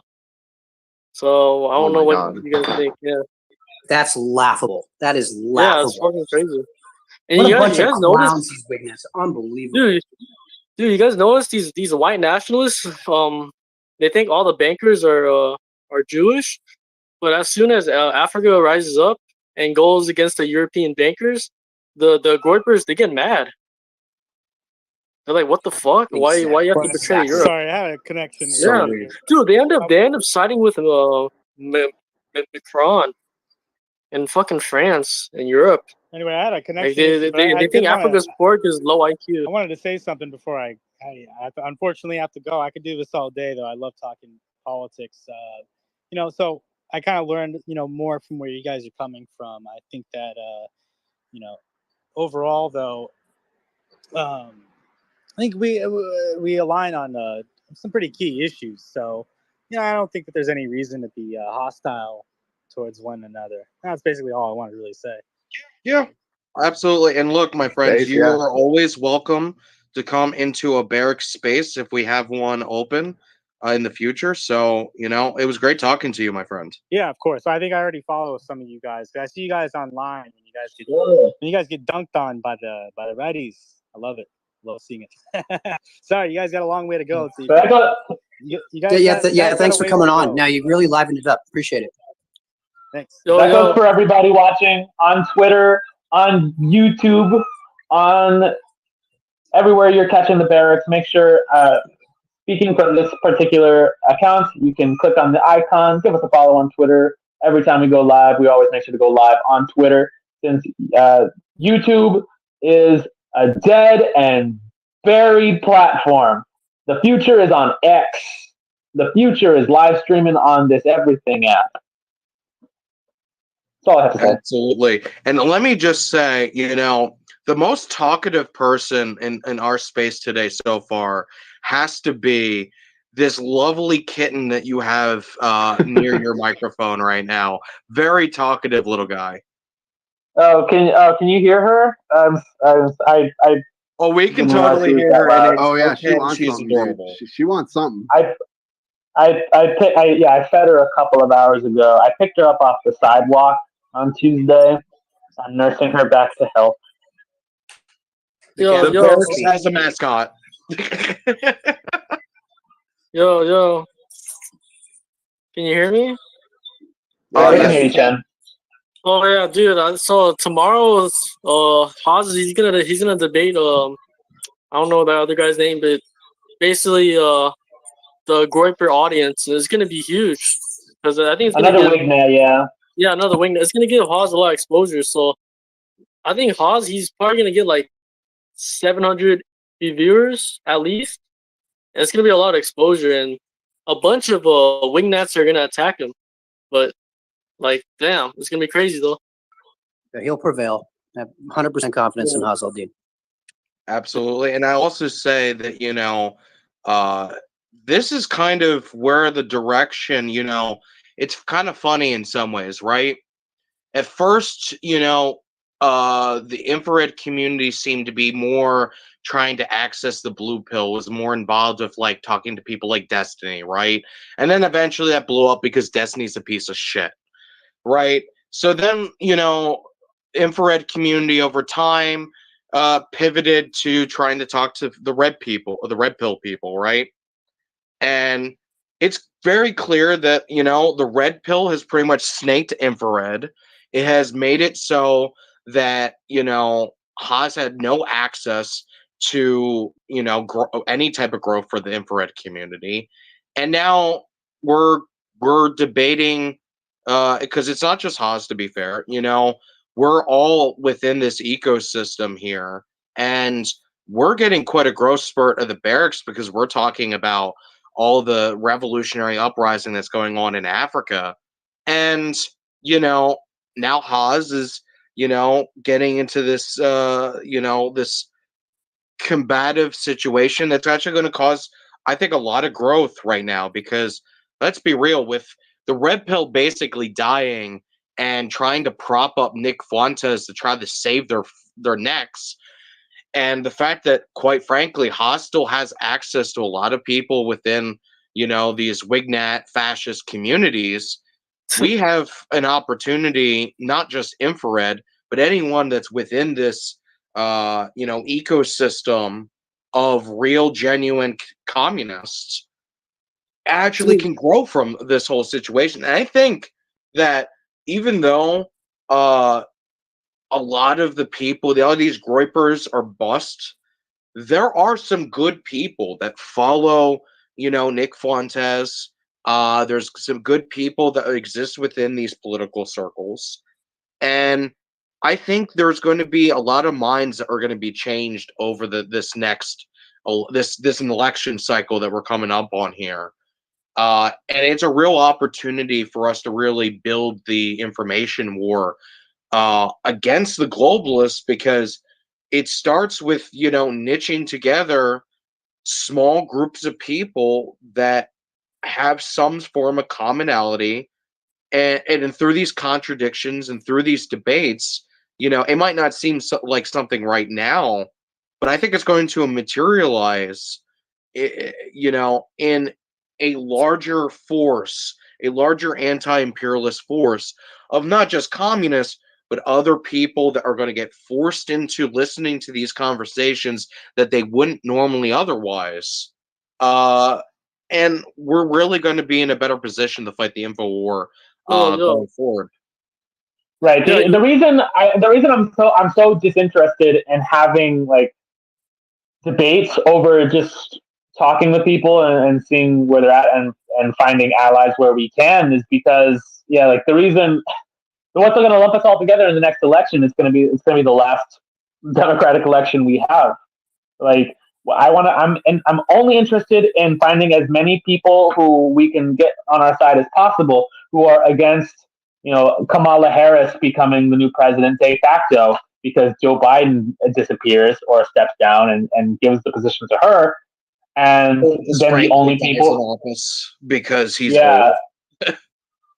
Right, and the only people who benefit in that scenario are the cartels who are actually running the government, because Kamala Harris doesn't run anything. She's a child. She's a child in a woman's body. So like anybody, Susan Rice is actually running the White House right now. If anybody who's willing to get us out of that scenario is a potential ally. Dude, you guys know how like when the infrared community, I mean the communists, when we debate like the SOC Dems, like it's just like boring as hell. But when we're up against like the Groypers or the political movements that's like out of the ordinary, like we're like the Stalinist Pol Pot type, and then we got like straight up like pro Hitler, like Groypers types, and we're like clashing and battling it out, and that's when shit gets really interesting. Compared to just talking to the fucking like neocons, like arguing with neocons is boring, like there's nothing going on. But when you're talking to someone that's like straight up like pro Hitler, like fucking out of the ordinary, like shit gets entertaining. Just talking about the Jews and shit, it's crazy. Like that's what I mean. I think the purpose of the entertainment isn't for the entertainment itself, but it's what brings people in ultimately to start trying to change their perspective on other things, right? Entertainment is important. I mean, I'm the fucking Yankee Tanky. I'm all about entertainment, but the whole reason I'm entertaining isn't so you guys have some meme that you guys can laugh at. It's so you guys can come in and change your perspective on the positions that you might have, right? And that's really the real goal of being entertaining. It's to draw people in. That's the goal of the information war. So as long as substance, and we know for a fact that Haas talks about substance, of course, but it's all about keeping people there after the debate. And that's what I want to be a part of here, is not people into watching Haas, sure, absolutely, but to draw people into an actual ecosystem of all these people have different ideas and different theories and different philosophies that still have the same goal, which is to take down the globalists, take down the imperialists, take down, the people that are trying to crush us and make us poor. And as much as I think that Haas has done an incredible job, and he really has, it needs to go farther in the regards to the information war. And at least for me, and I think I do speak to some capacity for everyone else in the barracks as well, part of what we're trying to accomplish is trying to create an ecosystem of people that, can work together and collaborate in how to fight the information war. Here's the thing. I think one of our biggest allies, like he's actually Robert Jackson Hinkle, and he's gonna go to the Fresh and Fit show, I think next week.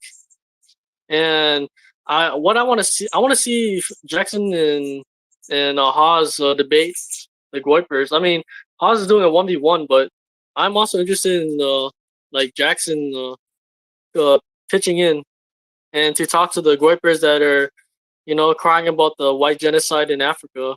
Even though it makes no sense because the Africans are fighting against the European bankers, the same European bankers that are considered to be Jews, according to the Goipers. But all of a sudden, the Goipers they love allying with fucking Macron in the United States now because they think the Africans are low IQ. Yeah, but at the end of the day, most Groypers would be, and I can't say this about Nick Fuentes because I can't get inside his head, but having interacted with many of the Groypers on Twitter and Wignet in general, would abandon their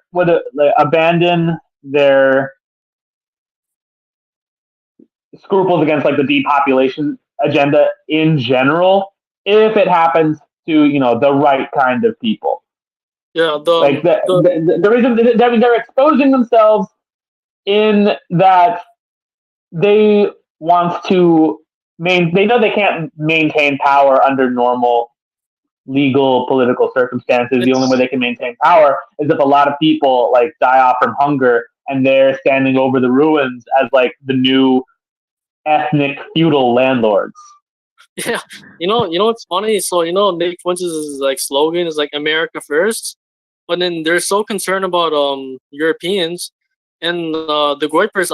Because I watch Nick streams a lot, and one of the super chats the Goipers did on Nick's stream, he said that once Africa kicks out the European bankers, the Goiper, he said that he like donated to Nick Fuentes on the super chat. He said that the Russia and China they're gonna debt trap Africa and exploit them. Like he literally said China's gonna colonize Africa. So in a sense, they're basically saying Russia and China's morality, they're like the same as the corrupt, Europeans. So in a way, like in the moral sense, Russia and China are imperialists in the eyes of the Goipers, which triggers me because I know it's not true.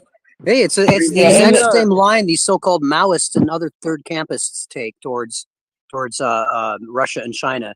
Oh, they're just another imperialist on par with the G7 countries. It's total nonsense. We all know it, and it's a great weapon for us to use against them. It's like, hey, your position is no different than these leftists, and on a bunch of shit. The white nationalists and hard rightists have the very same imperialist politics, just slightly culturally different. That's why kicking the gays out of the military ain't gonna stop a war with China, because the rightists are already all over that, all throughout rightist media. The only thing that kicking the gays out of the military would make the U.S. military a more effective force to fight with. Yeah, that's true. Yeah, exactly. It's not about fighting with China. It's about people who would be willing to shoot fellow American citizens. Dude, I gotta tell you guys something. You know the white nationalists. I think their perspective on China's Belt Road initiative is a Jewish project. So they're anti-China BRI. At the same time, the white nationalists they complain about mass immigrants flooding France, Italy, Germany, all that stuff, right? But the prime minister of Italy, I forgot her name, like Giorgia Meloni. Yeah, Meloni, whatever. Yeah, she's pro-immigrant. She wants the immigrants to come to fucking Italy. At the same time, right, the Italy prime minister, she canceled the BRI. She canceled the Belt Road Initiative. And all that these sounds like a bunch of baloney. As soon as she posted anime, I knew that she was not for real. That was when it was over. The day she got elected, when she was posting anime, because boner wasn't real. Is the ultimate. I'll tell you why I'm fighting the information war. It's because I want to take the good name of communism back from these people who are trying to represent communism right now, which it's so easy to expose them. You just challenge them with like the things that Marx, Lenin, and Stalin said, and they immediately say, oh no, they were wrong.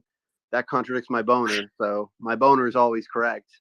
You guys saw once again we bring in boner socialism. I never into won't. the conversation. I never won't. It's the friend-enemy distinction. It really kind of is. It's something very unique to the G7 leftist fronting as communists, is that it's entirely centered around their orgasms and their libidos and stuff like that. I mean, Jacob gets it. Jacob gets it. What's There's a also, it's reason I also the invited ultimate. Jacob into the space. It's also the ultimate sort of like nihilistic acceptance of the depopulation agenda, of taking this like one of the deepest human urges we have and just saying like, yeah, I don't want kids. I'm not going to create a family. I'm not going to procreate because like I fundamentally don't believe that the Earth will continue, that we're all going to be dead in 5 years, or I fundamentally don't believe that the Earth deserves to continue. So I'm just going to be giving into this urge as a purely masturbatory exercise before we all go extinct. Oh yeah, absolutely. They're Exactly. sex positive. It's sex positive, except the kind of sex that actually results in children, because they see a big family and they call it white supremacy or overpopulation. Right. Well, I mean, it's Malthusianism. To be fair, a lot of the boner socialism is justified through the philosophy of Rick and Morty. Nothing matters.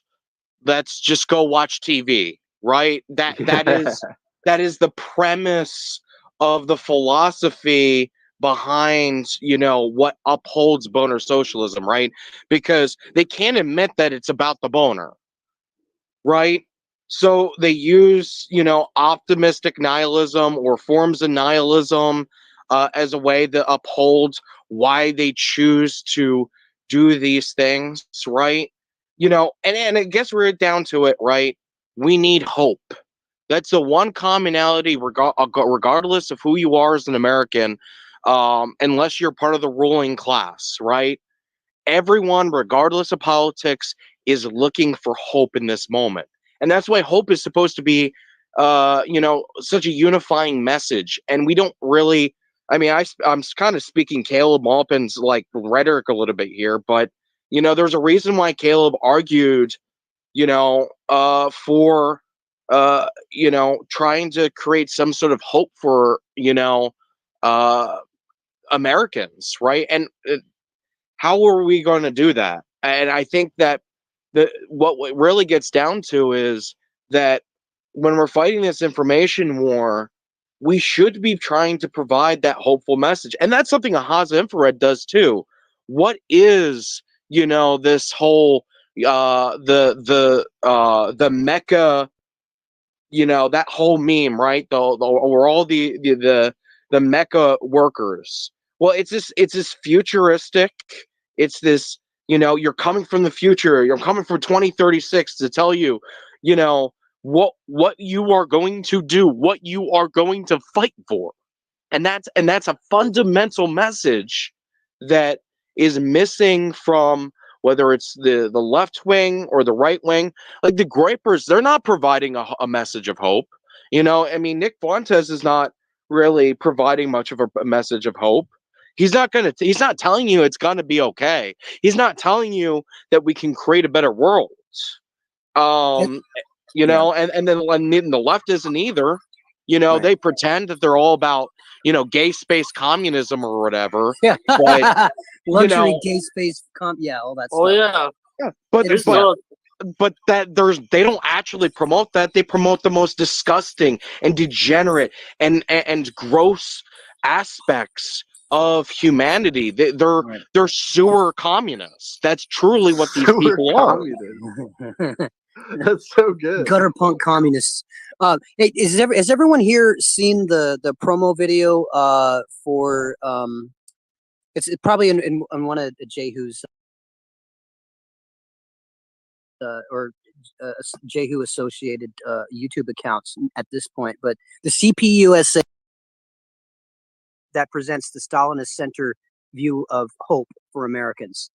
That's the promo that talks about the real meat and potato issues for communists, which is free time.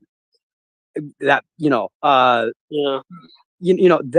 is really the heart and soul of. So I wasn't expecting to get into a Jehu debate here. It's not really about it's not really a Jehu debate. It's literally a CPUSA 2036 presentation about really it doesn't go into unleashing the productive forces, but it's implied. It's a video for the American working class, an introduction to real communism, what it's really about, unleashing the productive forces to really create a common wealth. I just disagree with that. Dude, these libtards. I think communism is war. It's war against the ruling class. The Soviet Union was fighting this war for its entire history, and it lost. And I want to not lose. That's what communism is to me. Well, that's another discussion altogether, because we got to talk about the anti-revisionist struggle. We got to talk about those within the Communist Party who took essentially the capitalist road, so to speak. That's a different discussion. But I hear what you're saying. Communism is war. Communism is the real existing movement that abolishes the present state of things. You know when the Soviet Union fell? The Soviet Union fell when Stalin stopped at Berlin. That was the end.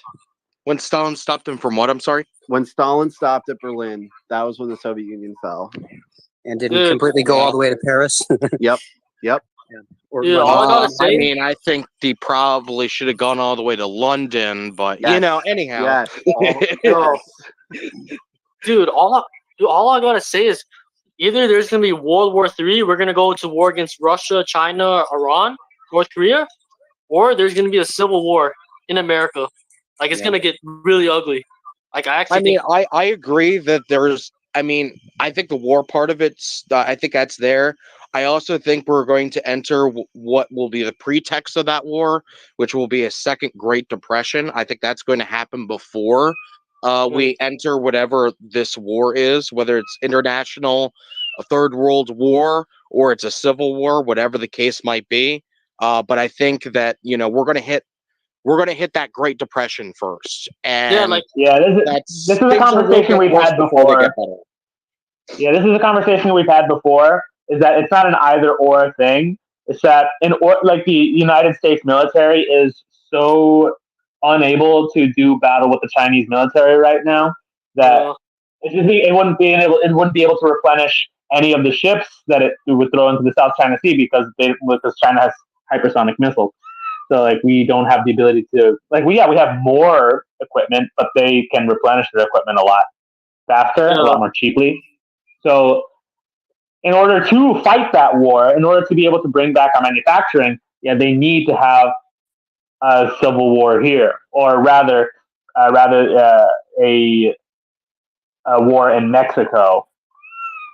Yeah, I've also heard that there's conspiracy theories saying that in a few years there's gonna be another virus. I'm not sure what's that about, but I mean a bunch of QAnons are talking about there's gonna be another virus in a couple of years.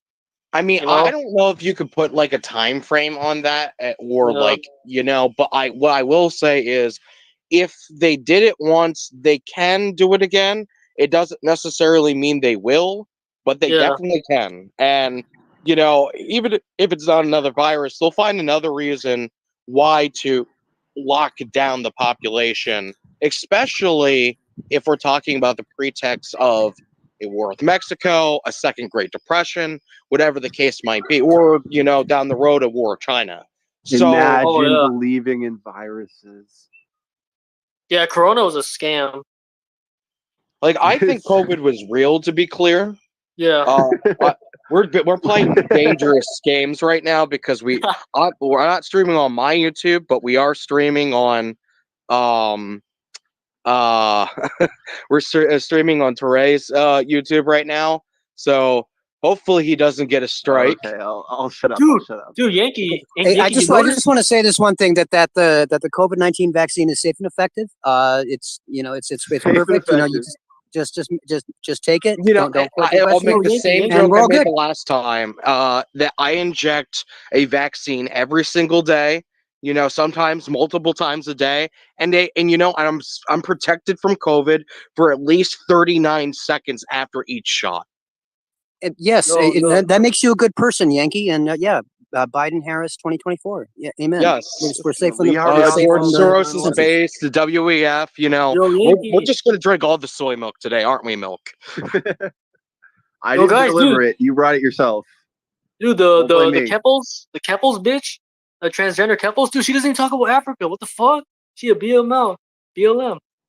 Boner socialist. Keffels is a boner socialist. It is I mean, like 70% of the internet is porn. So when you go watch politics on the internet, Yeah.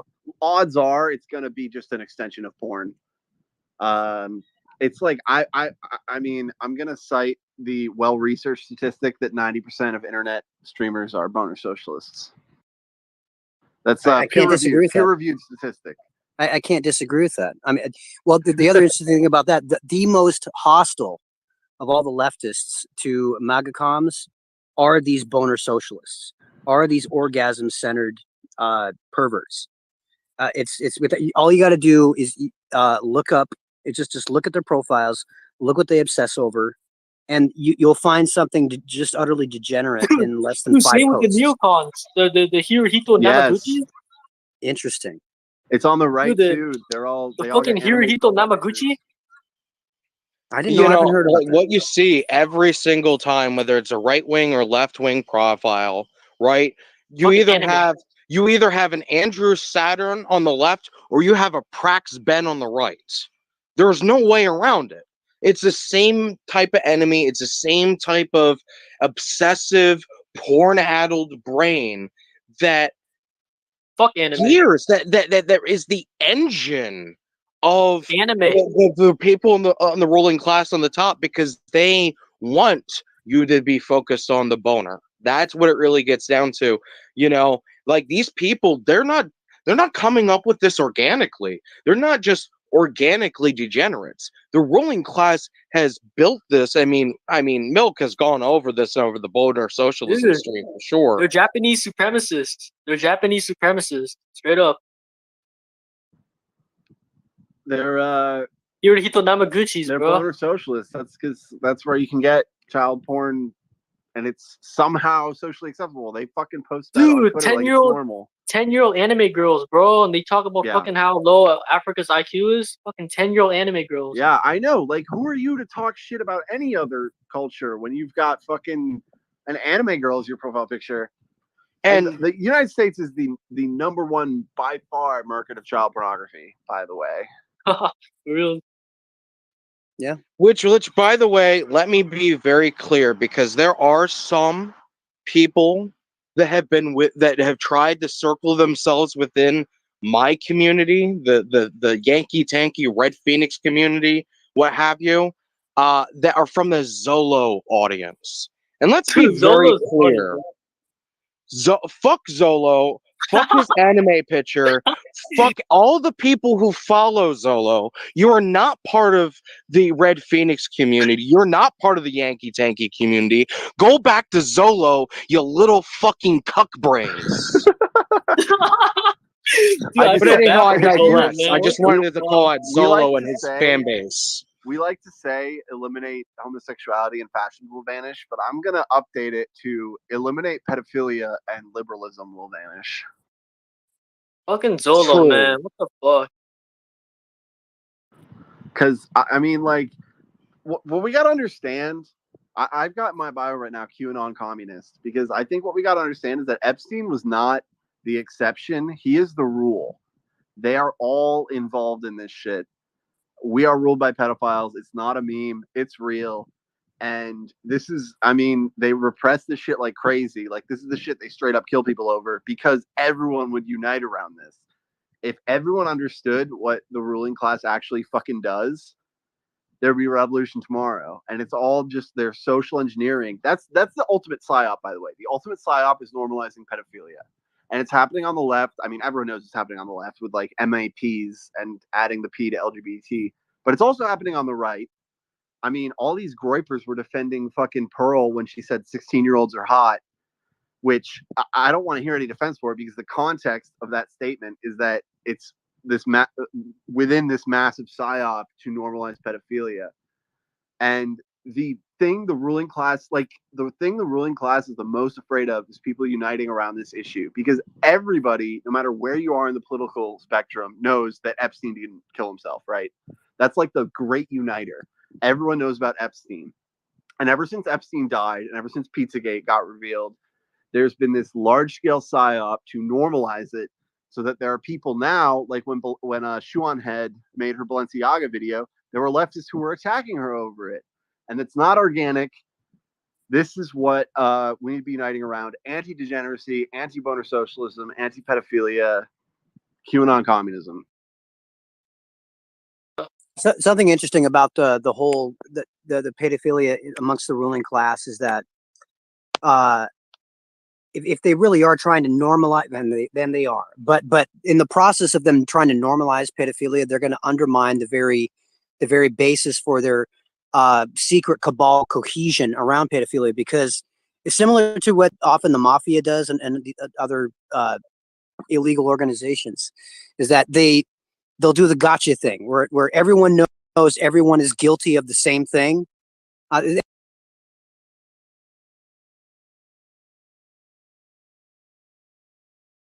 Everyone knows everyone is guilty of it. So if anyone steps out of line, boom, you're going to get labeled as an open pedophile and you're going to get destroyed. Or if you're not exposed, you're just going to get killed. So everyone knows that in these circles that everyone is doing it, and no one's going to tell on anyone because, hey, you're doing it too.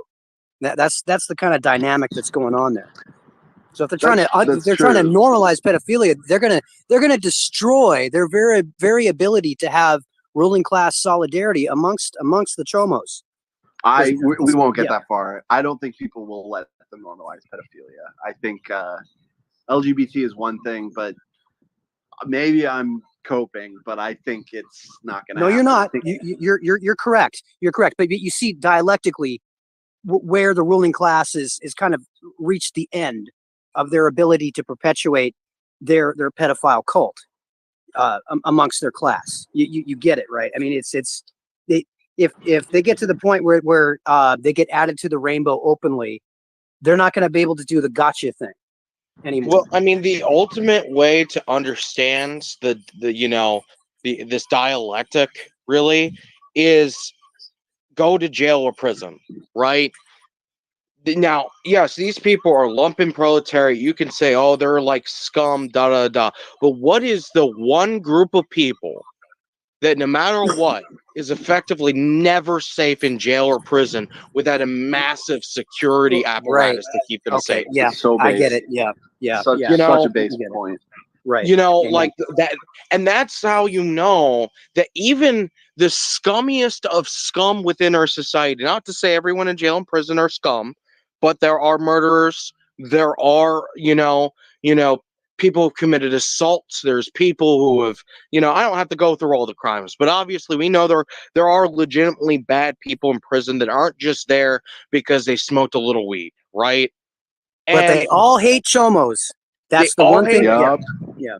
And that tells you, if on a very fundamental basis throughout all of the existence of the prison industrial complex, right, that is like right there, it will have the ripple effect for the rest of American society, because there's no way that the overwhelming majority of Americans will be so deprived of any form of morality that they will not rise up to protect the children when the time calls for it. That's the dialectic I think that we're going to see play out more and more. It's not just at first, it's the most religious, in our society of Christians and Muslims uniting in places like in Michigan. You see, other types of Christians working together, uniting in, other parts of the country.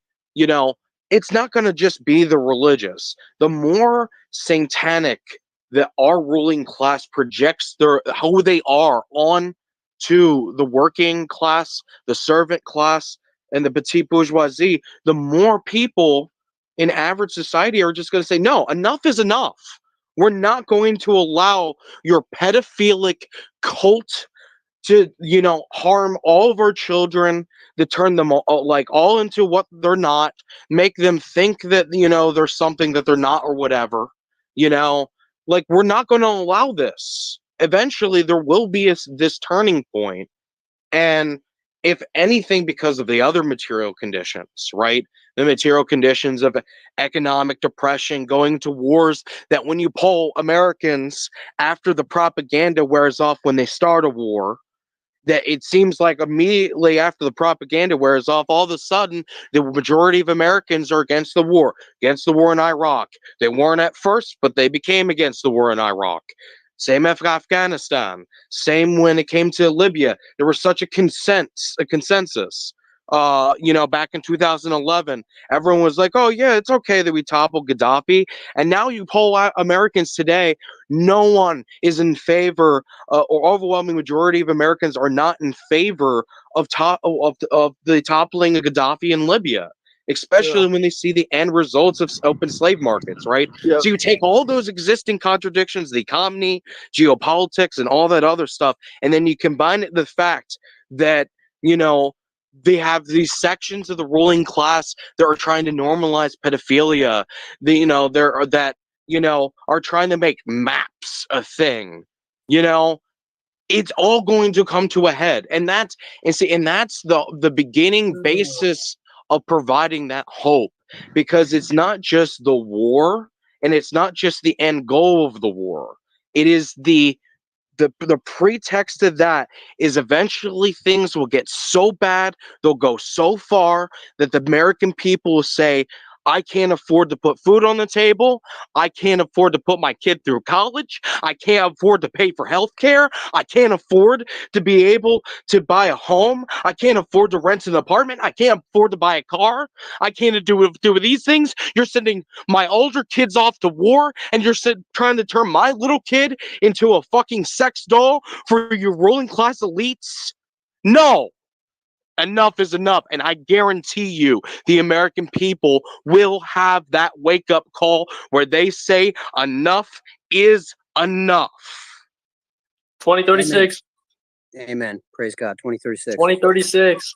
This is why the Sound of Freedom movie was so disappointing. I was expecting that to be one of the catalysts, similar to, in a much smaller way, the Died Suddenly movie on Rumble, but in a much bigger way, involving a much, a much more emotionally triggering issue, to use that stupid word. That movie was pretty boring.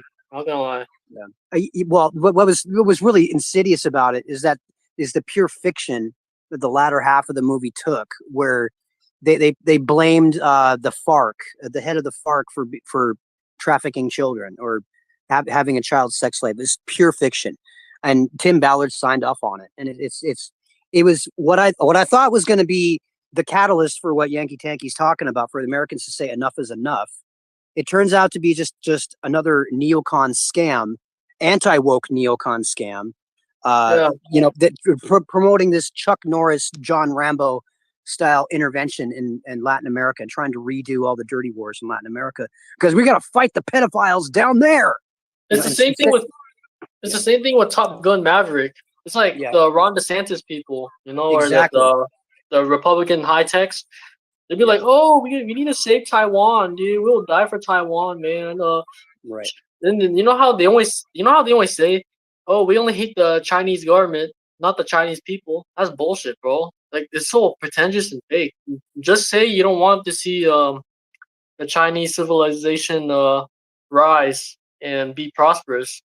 But instead, it's like their ego. It's like when China's economy is rising, the Western perspective, their ego is like bruised. It's like, how's this possible? What? These Chinese people, they're poor. That's what's crazy. We're seeing the same exact thing as we're seeing now with the Wagnats with Africa, right? To go full circle, right? It's the crisscross theory right there, isn't it? Yeah. Literally, like, they're like, "Oh, Africa can't develop because 70 IQ." And what Haas said, that you can't judge this particular civilization based on a span of 100 years, based on human existence that was like dated back like at least 10,000 years. And like, I didn't even think of that perspective. I'm like, damn, that's interesting. Yeah, most definitely. Well, it looks like Milk got disconnected because his phone ran out of power. Teray, I think we're at sitting at about what 2 hours and 25 minutes, I'm guessing, somewhere around that range. 2 hours 25 minutes, not counting the 15 minutes I was late. Right. Which a large part of that was filled with empty space anyhow. So I think that, we had a really good space here. It looks like Jacob Brown is also disconnecting here. I think we had a really good space here, though, guys. I appreciate you, Chen, for coming in. It was really great for you to pop in and talk. I forget the name of that other guy, like 1K Plate or something or whatever. It was nice that guy came in. I think that despite our disagreements, we're able to come to like some sort of agreed upon conclusion. Which to be clear, that's really the direction I really want the Barracks to kind of go in. Like, don't get me wrong, I know people know me personally, the Yankee Tanky, as being this really bombastic, like aggressive guy or whatever. You've seen my debate with Vosh. You've seen my both of my debates with Dylan Burns. You've seen my debate with Keffels. But, I think this. We have Andre to train. What's that? We have. I want to see Yankee Tanky and Vouch box. I would Yankees gotta fuck them up. I would much rather do more like MMA style fighting. It's more my speed. But with that being said, though, I would absolutely challenge Vosh to a fight if he would actually accept it. I don't think he will. I think that man is would be like, one, this guy's mentally ill, and two, why would I accept a challenge to a box or any type of fight? Because it's Vosh we're talking about here. But anyhow, I digress.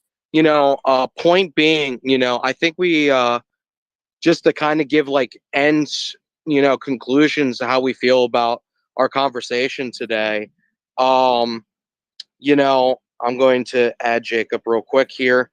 I want us to kind of go in the direction of, trying to build political alliances, right? With people that are specifically against the wars, people that are against the degrowth, people who are against boner socialism, people who are against the current, hegemony oppressing the American working class, the American servant class, the American petite bourgeoisie, and the international, the real international community of China, Africa, Latin America, etc. Right, and I want to try to build political alliances. I want to see a real, ecosystem, that a real anti-imperialist ecosystem that can counter both the red pill and the blue pill. So I thought this is a good space. I think a lot of people, were involved in this conversation and were watching this conversation because of this Twitter space that wouldn't have been normally.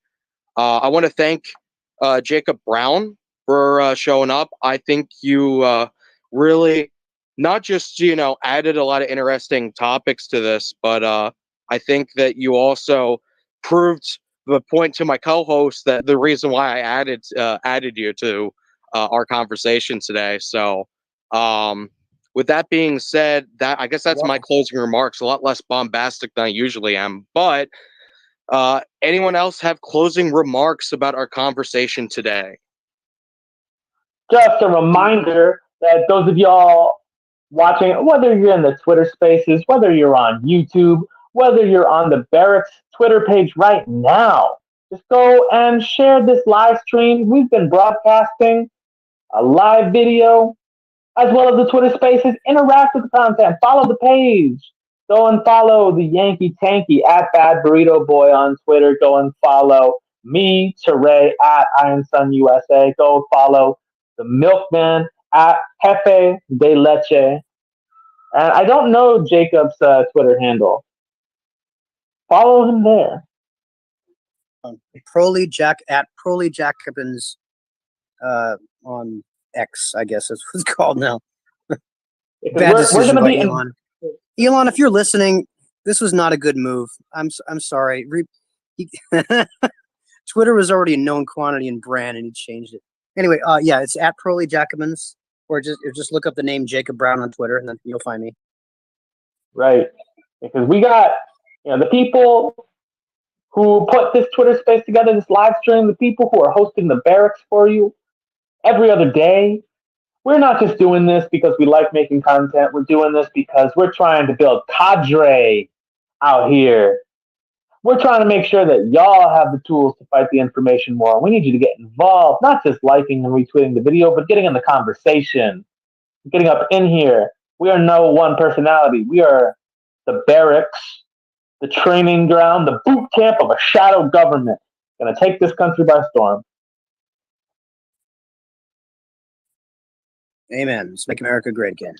And my closing statement is: stay tuned for Oz's stream tomorrow. Hopefully, he destroys the wing gnats. I want to see Jackson destroy one later too. And yeah, I think that's gonna grow the communist movement. Oz versus the wing gnat, man. Wow, only just rapes them, man.